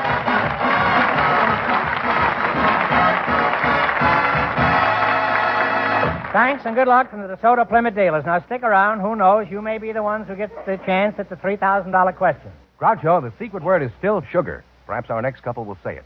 Just before we went on the air, our studio audience selected an interior decorator, Mr. Doug Haynes, and a housewife, Mrs. Audrey Forsythe. Folks, meet Groucho Marx. Welcome to You Bet Your Life. And if one of you says the DeSoto Plymouth secret word, he wins $100 in cash instantly. It's a common word, something you use every day. Audrey Forsythe, where are you from? Pine Bluff, Arkansas. You're a very pretty housewife, too. Thank you. Is your husband as pretty as you are? Not quite.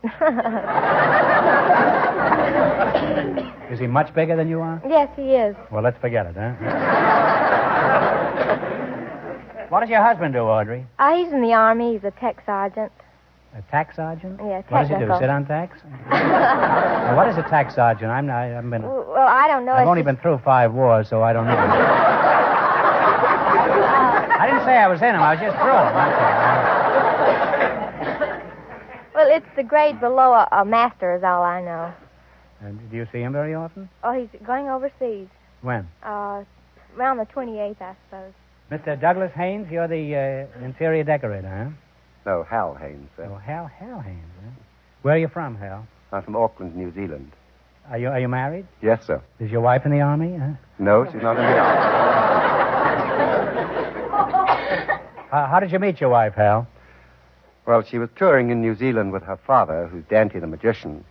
And I went to a dance, and I met her and looked at her and said, "Can you see out of those beautiful eyes?" And she said yes, and 2 weeks later we were married.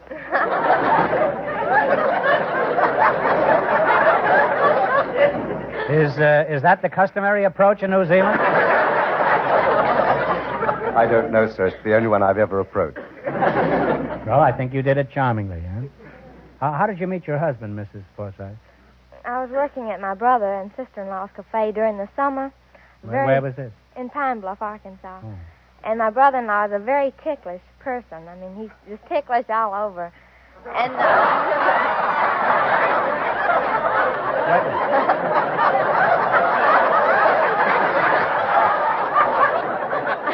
You say he's ticklish all over? You mean all over Arkansas? You'll have to explain that a little clearer, huh? Not too clear now, huh? And this morning, I came bursting in this cafe, and I noticed this man bending over the drink case. So I ran up to him, and I jabbed him in his ribs, and this fella fell practically in the drink case. His hair was wet, and so I started laughing, naturally. And when I laugh, I close my eyes, and so Let's see, will you laugh? So when I looked up, You say he's leaving the 28th?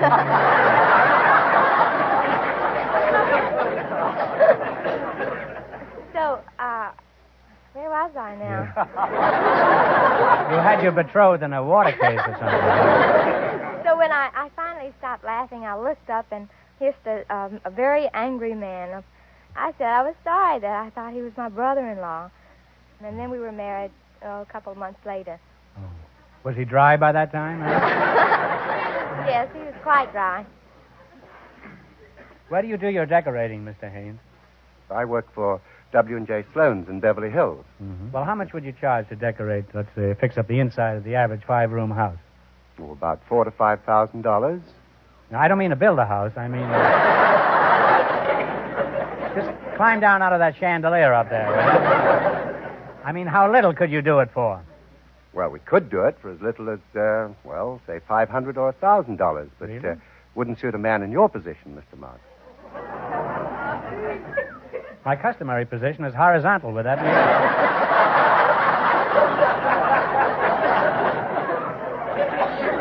Now, to be a successful decorator, what do you regard as the most important requirement? Well, you have to know proper balance of a room and... proper balance in the bank? Well, yes. Look at him grin when I said bank. What else?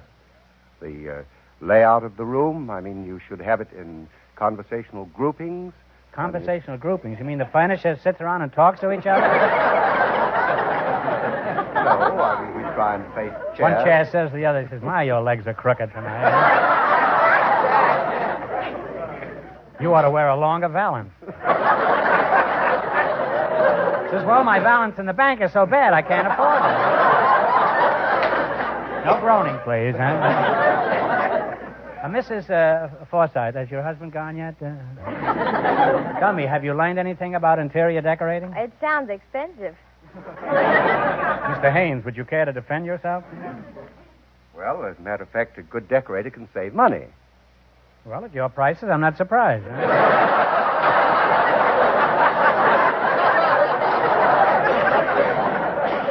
How much did you save last year, huh? How do you generally decide what color scheme to use in a house? Hal? Well, if it's a cold room, you use warm colors. Mm-hmm. Wouldn't it be better to put in a gas heater?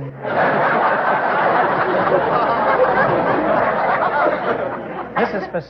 Forsythe, if this isn't too impudent, what color is your living room? It's pink. It's pink. Eh?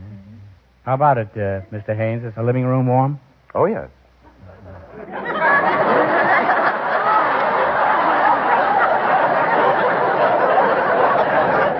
How do you know her living room is warm? Maybe she's wearing long underwear. Well, tell us more about colors. It's fascinating. For example, what's a good color for the bedroom? Well, I would use pastel shades. Loud colors have a tendency, to, keep you awake. Mrs. Forsythe, what color is your bedroom? It's a sort of an orange red. Sounds noisy. How do you sleep? I turned the light out, and the colors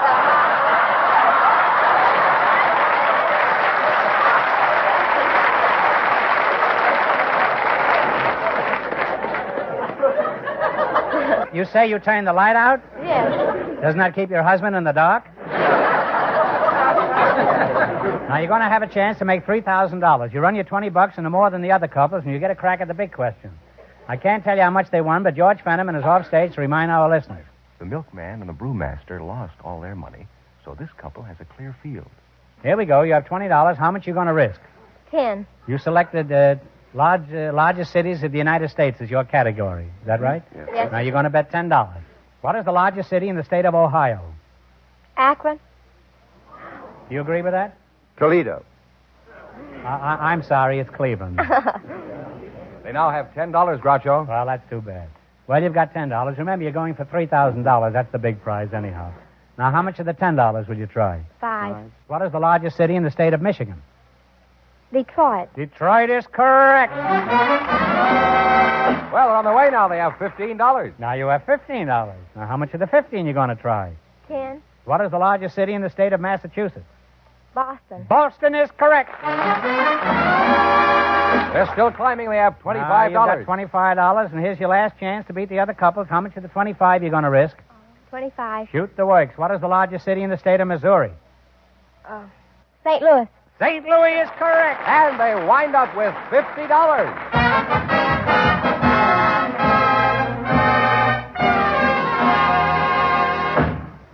Well, thanks and good luck from the DeSoto Plymouth dealers. Now, in just a moment, our last couple will come up to bat, and then we'll know who gets the chance at the $3,000.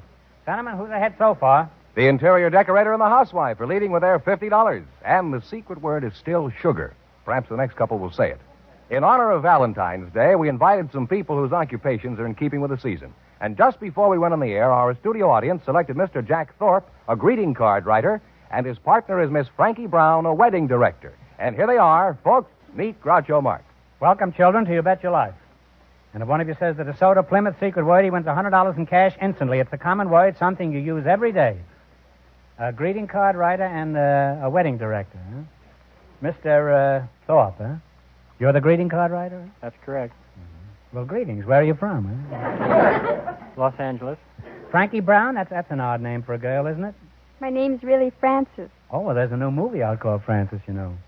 Were you the star of that picture? Not that I know of. It's a good thing. Frances is a mule in this picture. Where are you from, Frankie? I'm from Las Vegas, Nevada.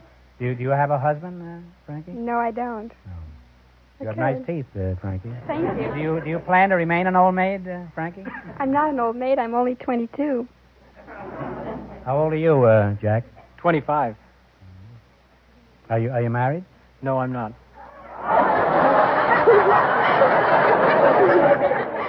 Well, let's find out something about you two. Frankie Gal, where do you direct your weddings? At Hotel Last Frontier in Las Vegas, Nevada. How many marriages have you engaged in? About 1,500. And how many engagements have you married in? What are your duties as a wedding director? Well, I arrange for the organist, send notices to their hometown paper, contact the minister, and arrange flowers. You sure you're not a funeral director? No, I'm a wedding director. It's a pretty mortuary description, you know. You're a wedding director, huh? Well, there isn't too much difference, huh? Only thing is, at a wedding, you can smell your own flowers.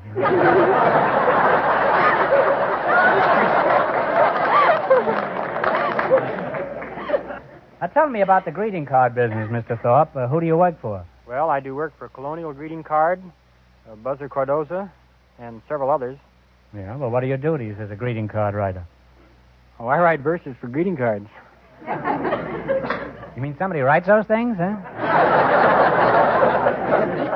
How do you know what to write? Well, the simplest thing is the best. The more you say and the less you mean, the better.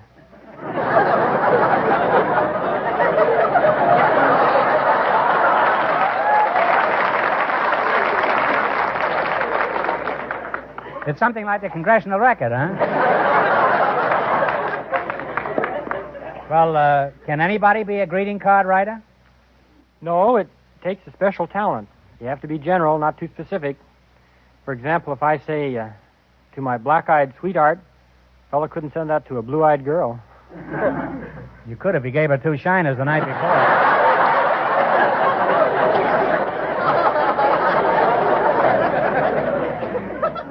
me, Shakespeare, what are the...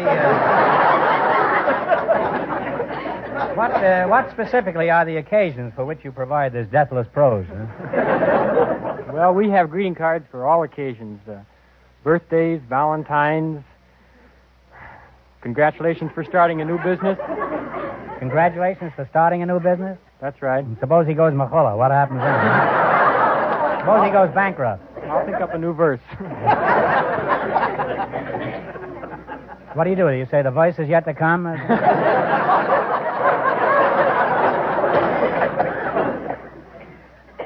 Suppose you were in love with Frankie here, Jack, and you wanted to send her a beautiful Valentine poem. What would you say on it? Go ahead, whip one out. Huh? Oh, I couldn't whip one right out. I'd have to think about it. Oh, how long? Huh? Oh, it'd take me a couple of days. By that time, she's married to some desert rat up in Las Vegas.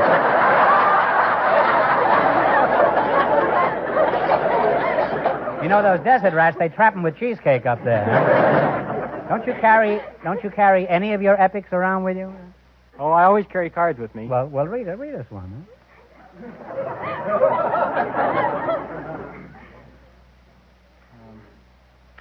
Hi there, Grandma darling.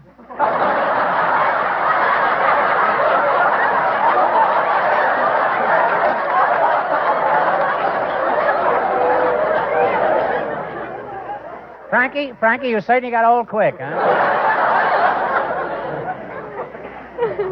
Well, Jackie boy, that was pretty old-fashioned. Haven't you got anything more streamlined? Yes, I have a comic Valentine here. Oh, you have, huh? It has a picture of a garter and a stocking on it. As the stocking said to the garter, "Hook up with me, pal. I ain't been snagged yet."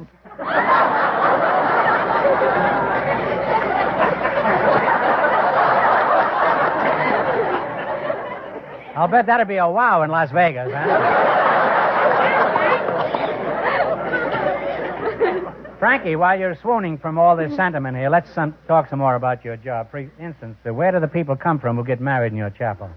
Well, they come from all over the world. Well, why? Can't they get married in Yugoslavia or Spain? No. Or Our chapel is... Panama Canal? It doesn't cost as much as having a large wedding in your hometown. And then another thing, nobody knows you're there, too. Huh? Well, how much do you charge for this grand larceny? We have two plans. One is $25. $25? Mm-hmm. The other What do you $15. get for the $25? Well, $25, you get a minister of your choice and an organist to play whatever songs you'd like, witnesses if you need them. No bride? What do I get for $15? I'm probably not even there for that. What do I get for $15? Well, for $15, you get the same things as you do for the $25, except that you get a live organist. For $15? For $15, you get a live organist? What do you get, a dead one for $25?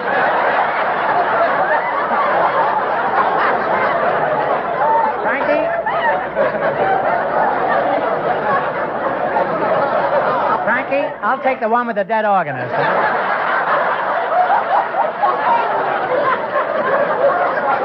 That's the one for me. It's $10 more, but it's worth it, huh?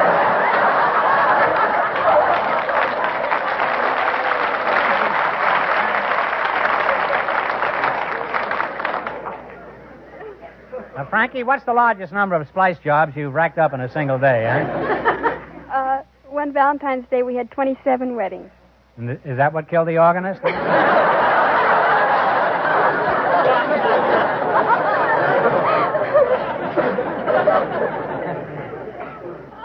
What are your working hours on a job like that, huh? Well, I work from 9 to 5, and I'm on call 24 hours a day. Oh.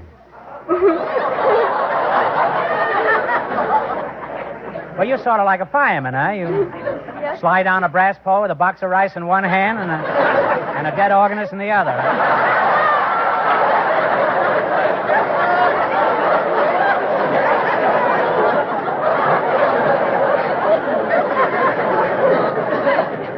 Well, now that you two are practically engaged, let's see if you'll get the chance at the DeSoto Plymouth $3,000 question. Beat our other two couples, and you'll get a crack at the $3,000 question. I can't tell you how much they won, but George is off stage to remind our listeners. The interior decorator and the housewife are ahead with $50. Here we go. Let's see how high I can build you $20. You selected colleges as your category. All right, you have $20. How much you going to try? Well, we'll start with 10. What college is located at Palo Alto? Stanford. Stanford is right. And they're off to a fine start with $30. All right, you got $30. Remember, you're going for $3,000 tonight. How much of the 30 will you bet? 25. 25. What college is located at Ann Arbor? Michigan. University of Michigan. They're climbing now. They have $55.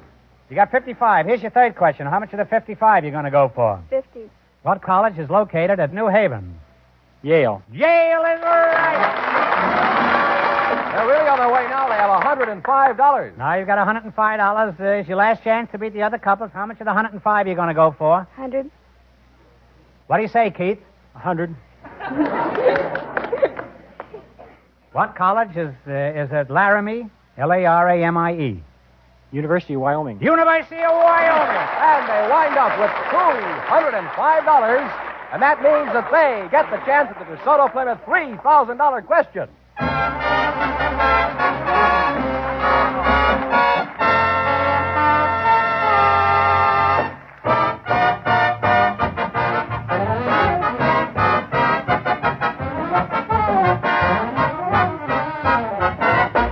We're a nation of car owners in this country, and many of us know the inside of our family car as well as the back of our hands.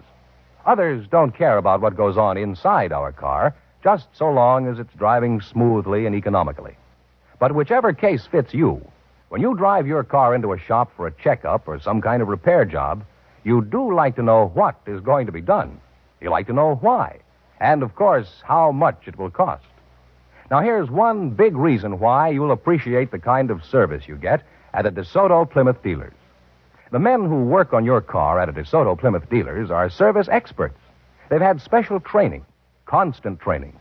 They've special tools and equipment to work with that you won't find just anywhere. And on top of all these advantages, you'll find they've a courteous interest in explaining to you what will be done to your car, why it's going to be done. And you'll also get an estimate of what the job will cost. That's fair, isn't it? Well, fairness is one of the aims of the folks you'll meet at the sign of an authorized DeSoto Plymouth dealer.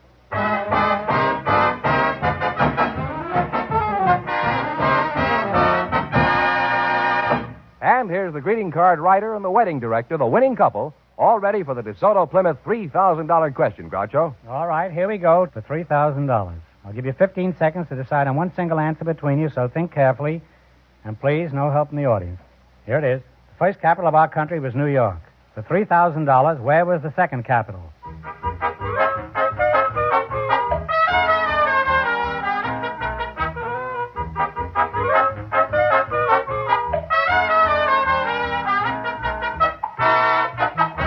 All right, what's the answer you two have decided upon? Annapolis. No, I'm sorry. It's Philadelphia, Pennsylvania. So that means the big question next week will be worth $3,500. Well, you lost the big money, but you won $205 in the quiz. Congratulations, and thanks to both of you, huh?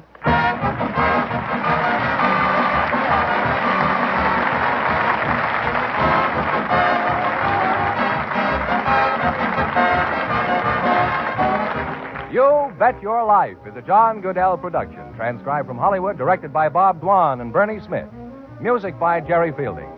Be sure to tune in again next Wednesday night at this time for the Groucho Marx Show, You Bet Your Life, presented by the more than 3,000 DeSoto Plymouth dealers of America. And remember, all dealers who sell DeSoto also sell Plymouth, two great cars, both products of the Chrysler Corporation. And don't forget, next week, the big question will be worth $3,500. Well, it's almost time for Bing Crosby, so good night, folks. And remember, just be sure to see your DeSoto Plymouth dealer.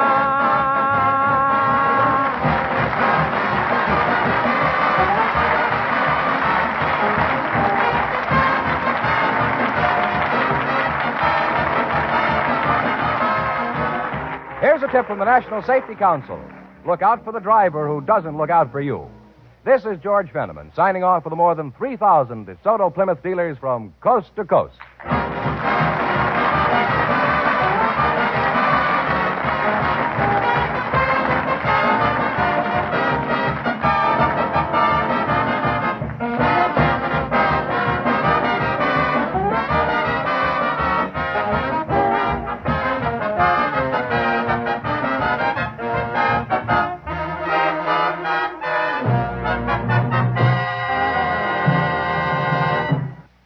Groucho Marx, You Bet Your Life, 76 years ago, February 15th, 1950, here on Classic Radio Theater. Admit it, how many of those questions did you know? Coming up next, we'll check in with George Burns and Gracie Allen.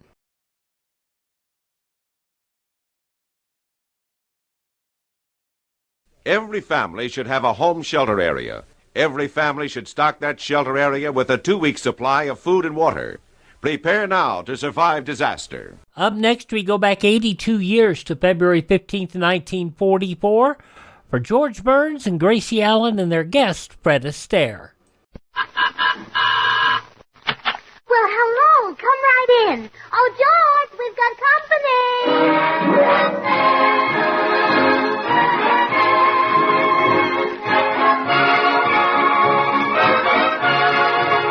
And now meet the people who live in the Burns house, George and Gracie.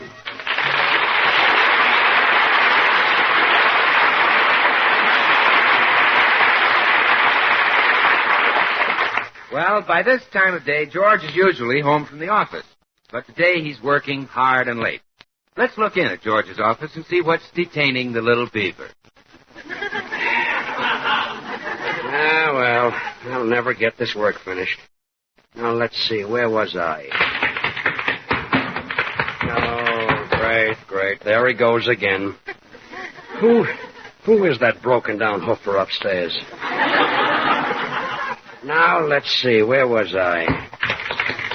Hey, stop dancing up there! Oh, you keep quiet down there. Smart guy. You wanted to see me, Mr. Burns? You're darn right I do. You're the manager of this building. Tell that jerk in the office above me to stop dancing. I'm trying to get some work done. Yes, sir, Mr. Burns. I'll speak to him right away.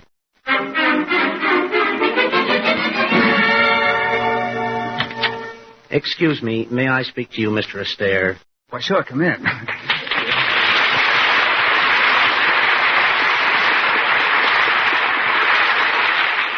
I'm sorry, Mr. Astaire, but your dancing is disturbing the party downstairs.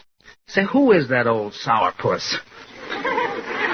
Well, whoever is, he's got a nerve complaining.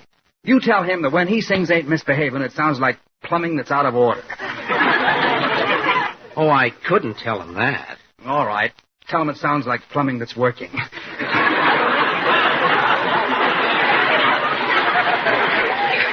But, Mr. Astaire... Look, I rented this office to dream up some new routines and hold tryouts for a new dancing partner. Now, go down and tell old Gravel Throat to go home.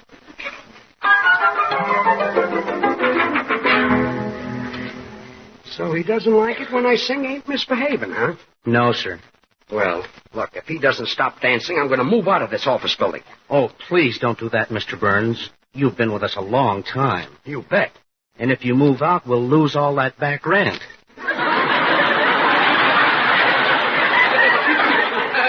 Go. Now, let's see. Where was I? Ain't misbehaving all by myself. Ain't misbehaving. Oh, hello, darling. What? George, look. Your high notes are so strong today you're knocking the plaster right off the ceiling. That's not me, Gracie. There's a guy in the office above me who thinks he's a dancer. Oh, great. There he goes again. He's been doing that all day. He's driving me crazy. Oh, now, George, don't be upset. Feel sorry for him. You can tell by listening that he's obviously some poor old feeble trooper trying to get back into vaudeville. I guess so. Remember when you danced in vaudeville, darling? Sure. They used to call me Twinkle Toes Burns. Oh, my goodness. How you used to wear out your socks dancing. You know, it seems like I was always knitting you socks. That's right. Remember the first pair of socks I knitted you? You thought they were sweaters. Yeah. You never did wear them. They were too small for your feet and too big for your chest. Well, you better run along home, sweetheart. I'll be working here at the office till midnight. Ain't misbehaving all by myself. Ain't misbehaving. Oh, my goodness, George. I'm glad your voice isn't as flat as his feet. You said it. I think I'll go up there and punch that guy right in the nose. Oh, now, George, please. You don't know your own strength. You'll lose your temper and take a swing at him, and the first thing you know, there'll be some teeth knocked out. You need all you've got. But, Gracie, I've got to get my work done. Well, I'll go up and talk to him, dear. You get to work. Gracie! Well, Tootsie Sagwell, what are you doing in this office building? I'm looking for a job, Gracie. You see, I decided to give up men. Give up men? But, Tootsie, this is leap year. And if I ever saw a girl with kangaroo blood, it's you. I don't care, Gracie. I decided to have a career instead of a husband. Oh, well, maybe you're wise, Tootsie. A career can't break your heart. And a career can't go out nights and play poker. Yeah. But there's only one thing. On the cold night, you can't warm your feet on your career.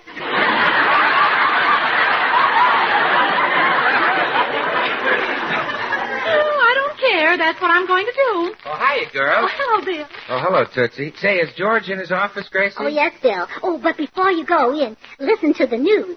Well, tell him, Tootsie. Well, Mr. Goodwin, I'm not running after men anymore. Oh, really, Tootsie? Got yourself a bicycle, huh? Oh, Bill, you're just jealous because Tootsie is going to have a career instead of marrying you and raising a bunch of little good ones. Well,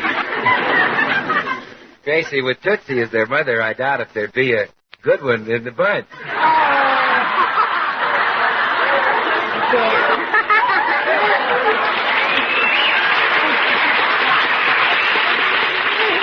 Well, if you two will excuse me, I have to go upstairs and tell the man in the office over George's to stop dancing. He's disturbing George. Disturbing George? Gracie, do you know who that is up there? Who? Fred Astaire. Fred Astaire? Well, sure, he's holding tryouts for a new dancing partner. Oh, my goodness, and Tootsie, your career.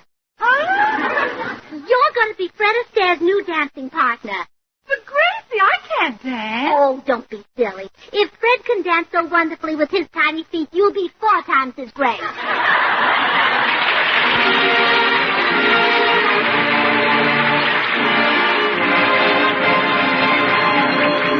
Jimmy Cash sings the delightful ballad from Showboat, Make Believe.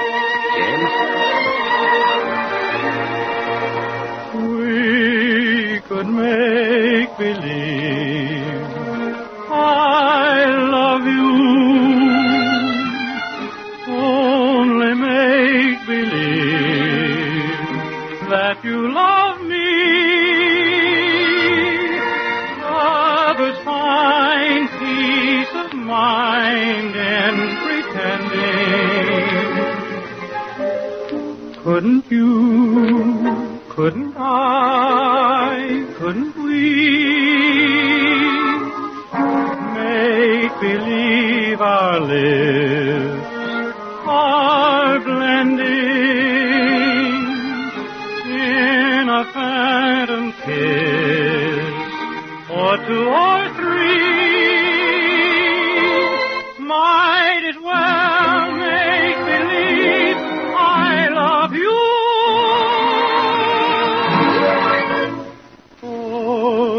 Tell the truth, I do.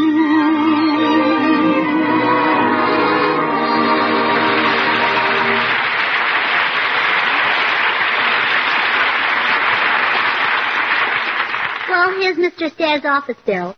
I'm glad you told me he's looking for a new partner. Goodbye. Well, now, wait a minute, Gracie. I didn't want to say this in front of Tootsie, but Fred'll never hire a girl with a puss like hers. Well, Bill, Mr. Astaire is looking for a dancing partner, and Tootsie dances on her feet, not her face. You know, one look and he ain't going to believe that. Well, anyway, he's not going to see her until after he's hired her. You mean he'll hire Tootsie just on your say-so? Well, of course. You see, Fred is a very good friend of George's, and he'll be glad to do a favor for... Oh, my goodness. What if he finds out it's George who's trying to have him thrown out of the building? Well, Tootsie will have no career. No, that's right. And Fred needs a partner like Tootsie. She'll be such an improvement over Ginger Rogers. Grace, are you kidding? Why, Ginger Rogers has the most luscious, the most gorgeous figure you've ever seen. That's just it. Now when Fred dances with Tootsie, people will watch him for a change.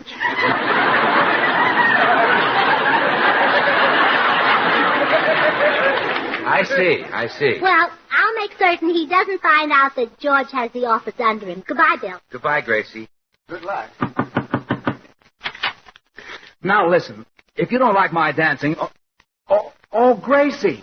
Excuse me, I thought you were old Gravelthroat from downstairs. Old Gravelthroat? Yeah. Some guy in the office below has been heckling me all day. Well, come on in, Gracie. How's George? Old Gravelthroat? I mean George? Oh, he's fine.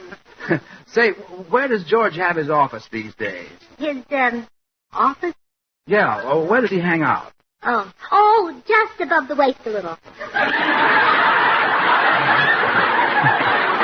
No, I mean, where is his place of business? Where does he work? Oh, work? Yes. Yeah. Well, so much for George. Now, let's talk about you. I understand you're looking for a new dancing partner. That's right, I am. Well, your troubles are over. Gracie, you mean... Oh, why, that's wonderful. You'll be great. Oh, no, not me. My goodness, Fred, I haven't danced since I was a little girl. Little girl? Gracie, you danced in a picture with me about 4 years ago. Well? Oh, yes, of course. You were just a little girl then. Oh, Clara. Oh, no, Fred. The partner I have in mind for you is Tootsie Sagwell. Sagwell? Yes. Is that her name or her condition? No, Fred, that's her name, Tootsie Sagwell. Oh, she'll make a wonderful dancing partner, Fred. Really? You know, I'm looking for someone different, someone fresh. Well, Tootsie's the freshest girl I know.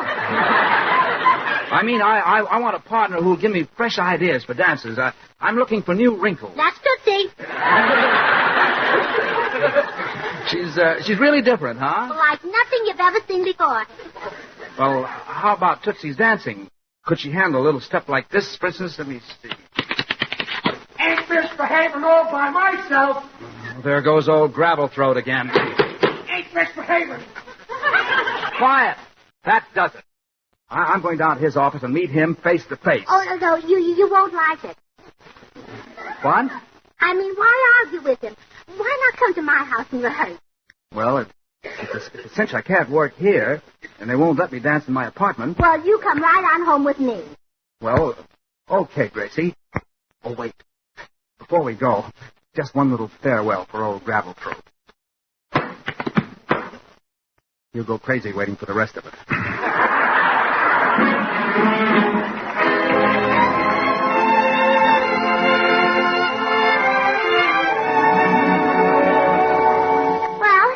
Fred. You can rehearse in the room just above this one. It's George and my bedroom. Oh, you sure you won't mind my dancing in your bedroom? Oh, no, George and I never danced there. And besides, George wasn't home for hours.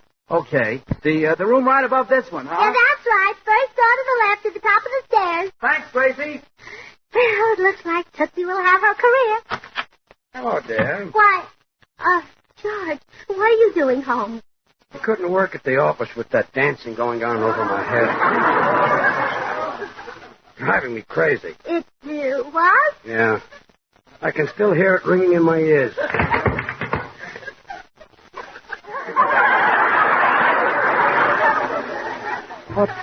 What was that? What was what, dear? That dancing. Didn't you hear it? No, I didn't hear anything.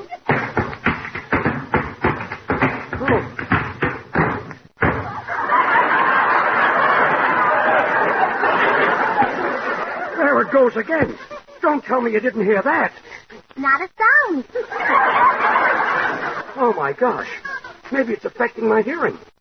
Gracie, shout in my ear. Shout as loud as you can. George! George! Are you shouting, Gracie? I'm screaming my lungs out.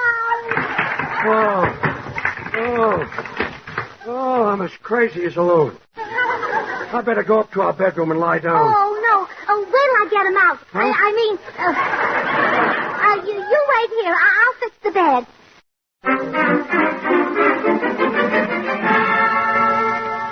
Fred, you'll have to leave right away. Why? Well, my mother has a terrible headache. Oh, I'm sorry. I'll go down and apologize to her. Oh, no. You see, she doesn't like men. She hates men. She can't stand the sight of a man. Well, what about George? That's why she doesn't like men. Say, I know where I can rehearse. There's a room above Stanley's Cigar Store. Stanley's Cigar Store, that's a wonderful place for you to rehearse. You slip down the back way, and I'll see you later.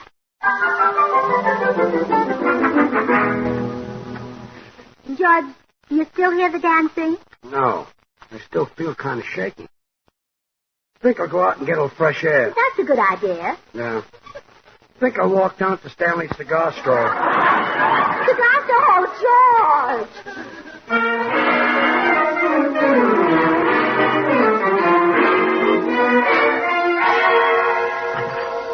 Oh, hello, Mr. Burns. Hi, Stanley. Oh, say, you don't look very well. You're pale. Yeah. Don't feel so good, Stanley. Let me have 3 Perfecto Royale cigars. Here's your nickel. Mr. Burns, wouldn't you rather be pale than green? Very funny. Let's have the cigars. I'll have to get them from the back room. Why do you keep my cigars in the back room? Oh, Mr. Burns. What a day. I still hear that pounding in my ears. Oh, no. No, not that. Stop it. Stop it. What is it, Mr. Burns? What is it? What's the matter? Oh, you wouldn't know. You can't hear it. Only I can hear it. It's in my head. I'm going nuts. I told him to stop smoking those cigars.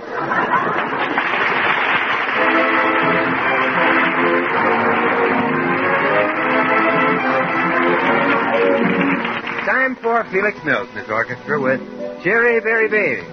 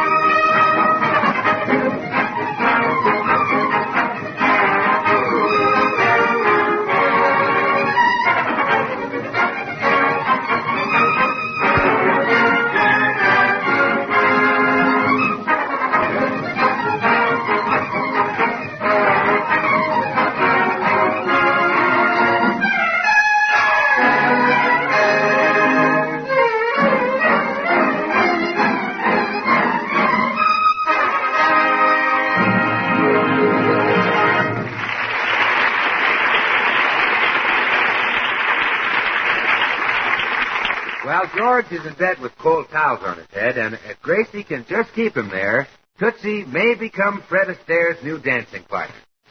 How are you feeling, George? Much better, dear. I guess I'll get up. Oh, no, you must stay right here in bed. But I think I can get up.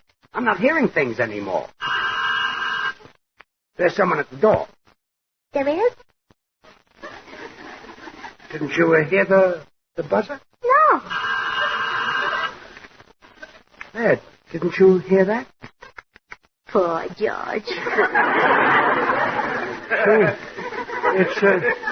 It's back again. I could have sworn I heard it. Oh, there's the telephone. Huh? The telephone, didn't you hear it? No, I didn't. Oh, there it goes again. Okay. I better answer. Holy smoke. I guess I better stay in bed. Well, at least I don't hear that dancing anymore. Well, just be quiet, dear. You will. Oh, hello, Fred. Hello, Gracie. Oh, quick, do a little step. Okay. Oh, Gracie! Well, who was that? Well, that was Mother. Your mother sounds a lot like George. Yeah, doesn't she, though? Mother even looks like George. That must be tough on your father. Yes. Well, Tootsie will be here any minute now. I'd better turn out the lights. Turn out the lights? But then I won't be able to see her. That's the idea. Oh, I mean, the idea for a new dance. A dance in the dark? Yes. Why, that... Say, wait a minute. Maybe you've got something. I can see a swell routine. Neon lights on our feet. Oh, sure. And you can hide the batteries right in Tootsie's shoes. Great. And then after... Hide the batteries in her shoes? What size shoe does she wear? Oh, don't worry. Your feet will match perfectly. Gracie, what size shoe does Tootsie wear? Well, what size do you wear? 8. 8? 8 on each foot? Naturally. Oh, see now. 8 and 8 is 16. Yeah, your feet will match perfectly. But Gracie... Oh, I can just see you and Tootsie dancing together. Dancing cheek to chest. Cheek to chest? Is she that short? No, you are. You know, I don't want to seem suspicious, but Tootsie is beginning to sound just the teeniest little bit ghoulish. Oh, you love her. Oh, there she is on the porch. Now grab her as she walks in. I'll switch off the light. There.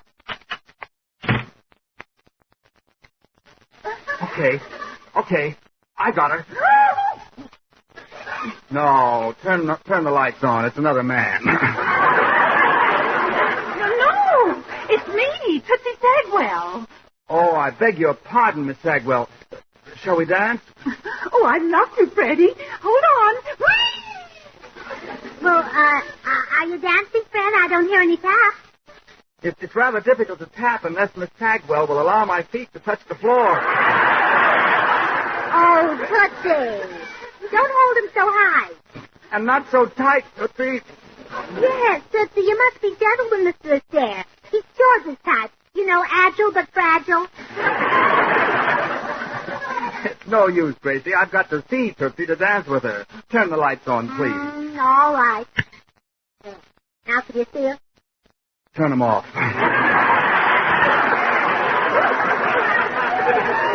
But Mr. Astaire, aren't we going to trip the light fantastic?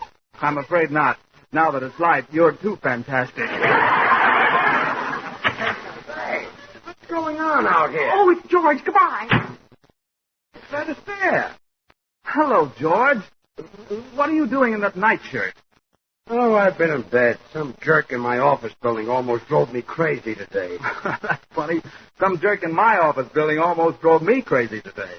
Really? What building are you in? Why, you two jerks mustn't get together.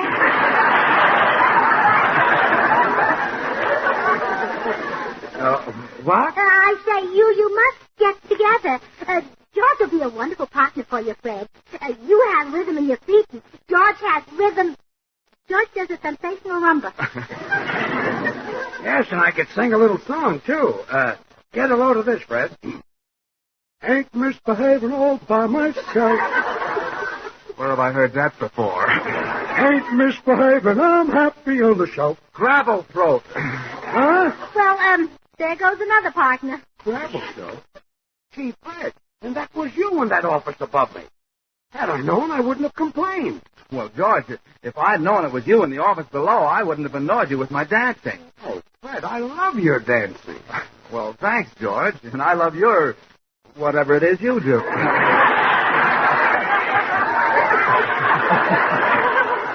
Gee, Fred, you can dance over my head any time. Oh, thanks. And then you can sing under my feet any time. Gosh, Fred, you're tough. No, George, you're tough. Oh, no, boys, I hate to interrupt, but Valentine's Day was yesterday.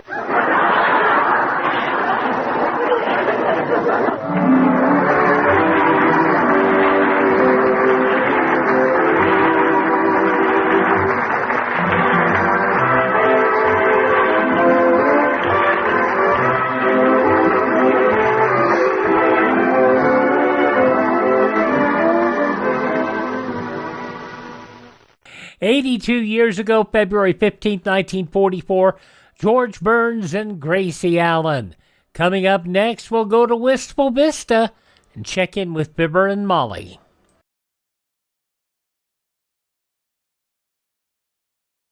Should public utilities fail in time of disaster, refrigerated foods must be either cooked or eaten before they spoil. If this can't be done, throw it away. We wrap up this Sunday show by taking a trip to Wistful Vista, 79 to be precise, and see what's going on in the household of Fibber McGee and Molly. This episode originally broadcast 71 years ago, February 15th, 1955. It's time for Fibber, McGee, and Molly.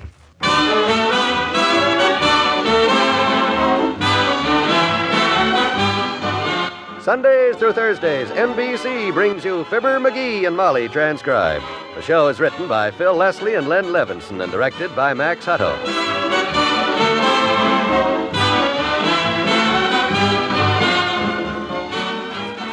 First, let's peek into the house at 79 Wistful Vista and hear this. McGee, I just saw Dr. Gamble coming home. Yeah? Yeah. He sure looks tired. What he needs is a long rest and a change of scenery. That's the advice he's always given me. It cost me $5 besides. Well, I'm afraid there's no rest in the cards for Dr. Gamble this year, dearie. Too many people around here really need him. Well, I sure hope those people recognized the need for prudential sickness and accident protection before they needed Doc Gamble.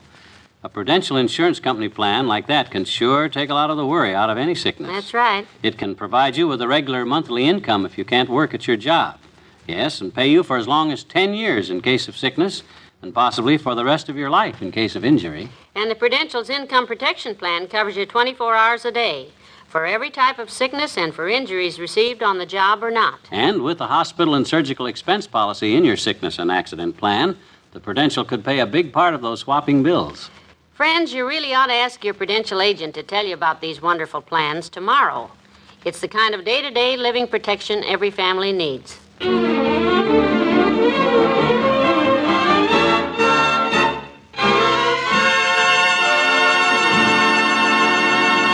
Hey, Molly. Molly, have you seen my Partly True magazine? No, I haven't, McGee. I thought I might have left it in the... Oh, hello. Hello there, Mr. McGee. You know Mrs. Morley, who's making my new dress, don't you? Oh, sure. How are you, Mrs. Morley? I'm glad to see you again. Huh? She said she was glad to see you again.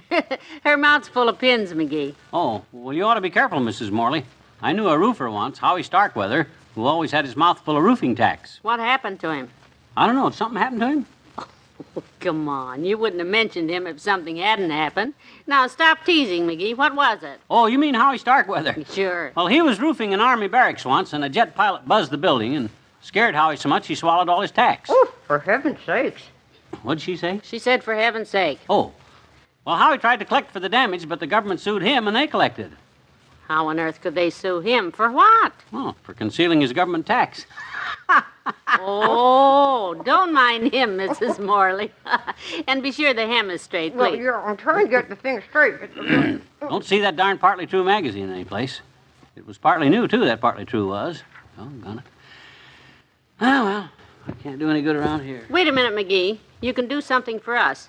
You can go over to Mrs. Morley's house. It's on Sunny Slope Street, and bring her sewing machine over here. She likes to use her own machine. Well, I'd better give him the key. The sewing machine is set right out the front door. What'd she say? Here's the key. She said the machine is by the front door. Okay, I'm trapped. Now, let me see. Which house is it on Sunny Slope? 2 from the corner, south of Nagel Avenue? Well, 3 from the corner. I'm ashamed it doesn't look better, but I haven't been able to get it painted since Mr. Morley passed on 8 years ago. 3 from the corner, McGee. You can't miss it. Mrs. Morley says she hasn't been able to have it painted since Mr. Morley passed away 8 years ago. Oh, well, that doesn't matter. I'll find it with my eyes shut. Keep 'em open and drive carefully. Oh, no, Mrs. Morley, you've taken it in too much. Well, Christian Dior says it's supposed to be... I don't care what Dior says. I've got to breathe.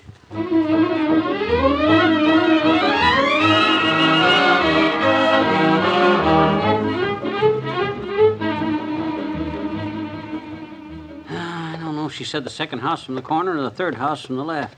Oh, excuse me, Bud. Is that Mrs. Morley's house, the dressmaker? Yep. Thanks. I got to get a sewing machine. She's over at our house. She sure was right, all right. I said she sure was right, all right. Yeah? Yeah. Said the house looked like a disgrace. Sure does. Hasn't been painted in 8 years. Who told you that? Mrs. Morley. She can't afford it, I guess. It's one of the neighbors haven't got together and helped the poor woman get it fixed up. Yeah? Don't it bother you living next door to a place that looks like that, Bud? Nope. Oh, boy, it'd sure bother me. I'd do something about it if I was a neighbor of hers. I'd paint it, that's what I'd do. Oh, yeah, sure. Well, I would. I'd get a few other public-spirited citizens like I happen to be together, and I'd tell them about Mrs. Morley's problem, and we'd wind up doing something about it. I know about guys like you, Mr. Talkers, big talkers. Talk. Do nothing. Oh, is that so? Why, You're too busy, I bet, huh? Sure. If you wasn't busy, you'd do it, huh? Yap. There. Well, it just so happens, Buster, that I ain't too busy. And what's furthermore, I got friends that'll help. And I'll bet you I can promote the paint and the ladders and... You got any ladders? No. Well, I'll get 'em. And now, what's your contribution going to be, Buster? What are you going to do to help? Me? Now, I'll furnish refreshments. Cold drinks for all you busy fellas. Oh, cold drinks, huh? Yeah. You can come over to my front yard and drink all the water you want out of the faucet. Boy,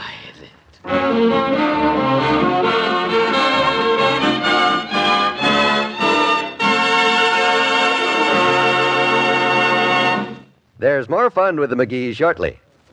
What have Viceroys got that other filter-tip cigarettes haven't got? What have Viceroys got that other filter-tip cigarettes haven't got? What have Viceroys got that other filter-tip cigarettes haven't got? Yes, what have Viceroys got?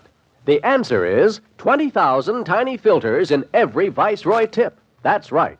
Inside every Viceroy tip is a vast network of 20,000 individual filters to filter your smoke over and over again. You get only the full, rich taste of Viceroy's choice tobaccos. And Viceroys draw freely, smoothly. So the next time you hear this question, What have Viceroys got that other filter-tip cigarettes haven't got? You know the answer. 20,000 tiny filters in every Viceroy tip. No wonder more people smoke Viceroys than any other filter-tip cigarette in the world. Get Viceroys today. King-size filter tip. Only a penny or two more than cigarettes without filters.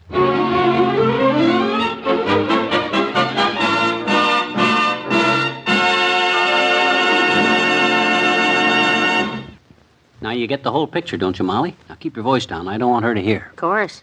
I'm to find some excuse to bring Mrs. Morley back here tomorrow and keep her all day. Can you paint the whole house for her in a day? With enough guys, we can. I'm going down to the Elks right now and see how many amateur painters I can round up. Plenty of guys would be glad to pitch in. Oh, what a nice surprise this is going to be for Mrs. Morley. You know, I think this is just wonderful of you, McGee. Oh, it's nothing that any red-blooded American boy wouldn't do if he liked to boss guys around like I do. Well, I'm sure you can get enough men who like to paint, all right. But what about the materials? Going out right now and rustle up some donated paint. What would be a good color? The color that some nice store is willing to give enough of to go all around the house? That's the exact shade. Well, I'll see you later, kiddo. I'm off to Tracy's hardware store.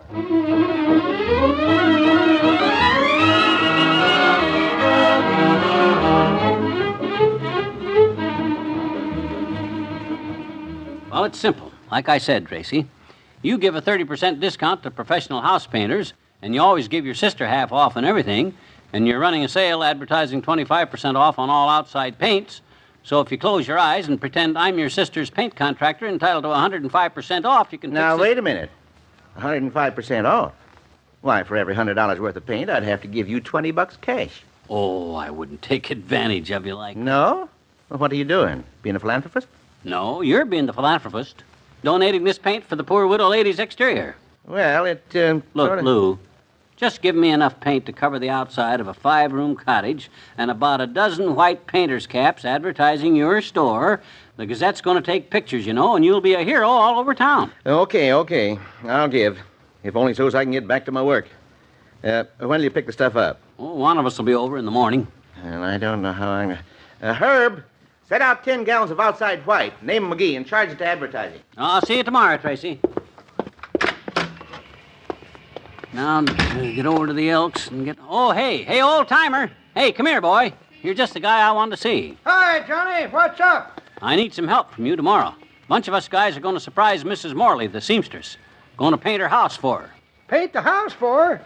Johnny, you came to the right man. Good. Always loved to paint ever since I was a kid. Ever tell you what happened to me when I was painting as a kid? No, and I haven't got time to... Well, sir, my aunt had this fence to be whitewashed, you see, and I was getting 25 cents to do the job. About halfway through the job, I got tired, see? Seems to me I've heard about this fence whitewashing. Well, the story got bandied around a lot, but wait till you hear the straight of it. I sat down and figured me out a scheme. It was kind of a dirty scheme, but it worked.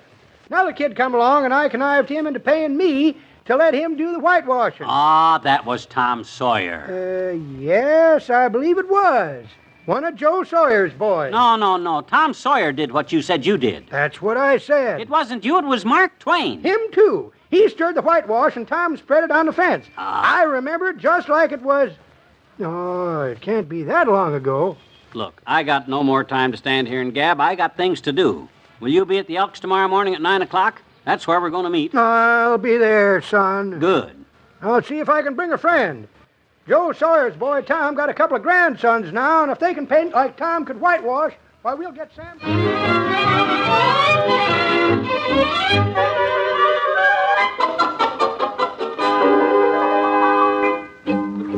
And everything is just working out perfect, Molly. I got the paint donated, borrowed brushes, and we're going to get some ladders through Harvey Felker, that his brother's a captain at the firehouse. Oh, wonderful. 6 guys have already agreed to paint, and there'll probably be more tomorrow. Well, it certainly will be a wonderful surprise for Mrs. Morley.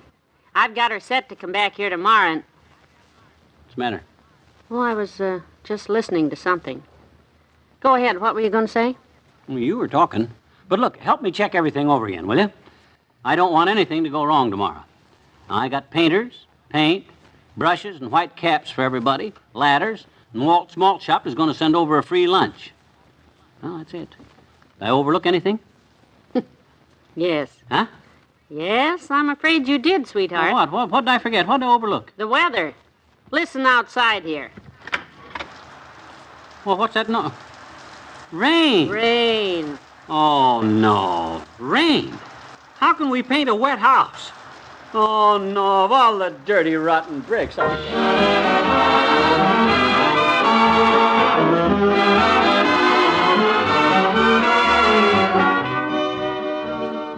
We'll say goodnight to Fibber and Molly in a moment. Will you please repeat that in plain English? Sure. Country Gentleman has changed its name to Better Farming. Yes, Country Gentleman, America's oldest farm magazine, has changed its name to Better Farming. And we invite every farmer in the country to subscribe to it, because Better Farming is the magazine that can help you, the magazine that stands for better farm income and better farm living.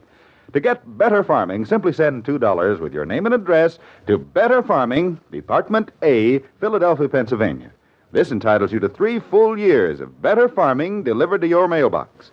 If you're a farmer or operate a farm, you ought to know what's going on other farms. What scientific changes are taking place? What improvements are being made? How all this change for the better can help your farm. Subscribe to Better Farming.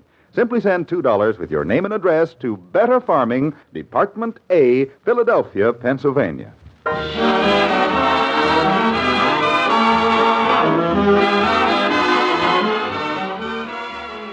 Of all the dirty, rotten luck, you try to be a nice guy, and what happens? Rain.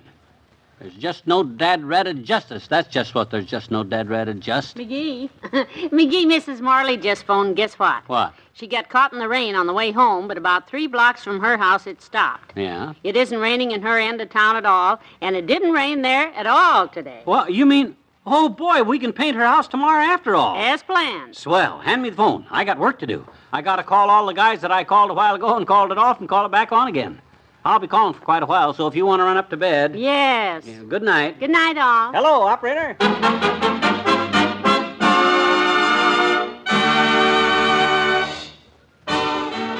Fibber Mcgee and Molly is an NBC Radio Network production transcribed, with Bill Thompson as the old-timer. Natalie Masters appeared as Mrs. Morley, Jess Kirkpatrick as Tracy, and Bill Conrad as the neighbor. Well, do you think that house will get painted? This is John Wall saying you can find out tomorrow night by tuning in to Fibber Mcgee and Molly.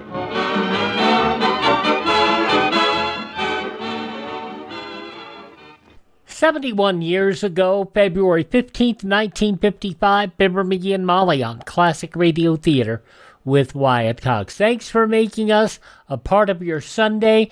Join us on Monday for yours truly, Johnny Dollar, Dragnet. We'll also have an episode of The New Adventures of Nero Wolfe starring Sidney Greenstreet, the FBI in Peace and War, and we'll see what's going on with David and Claudia. That's all coming up on Monday. Have a great Sunday, and thank you for making us a part of your day here on Classic Radio Theater.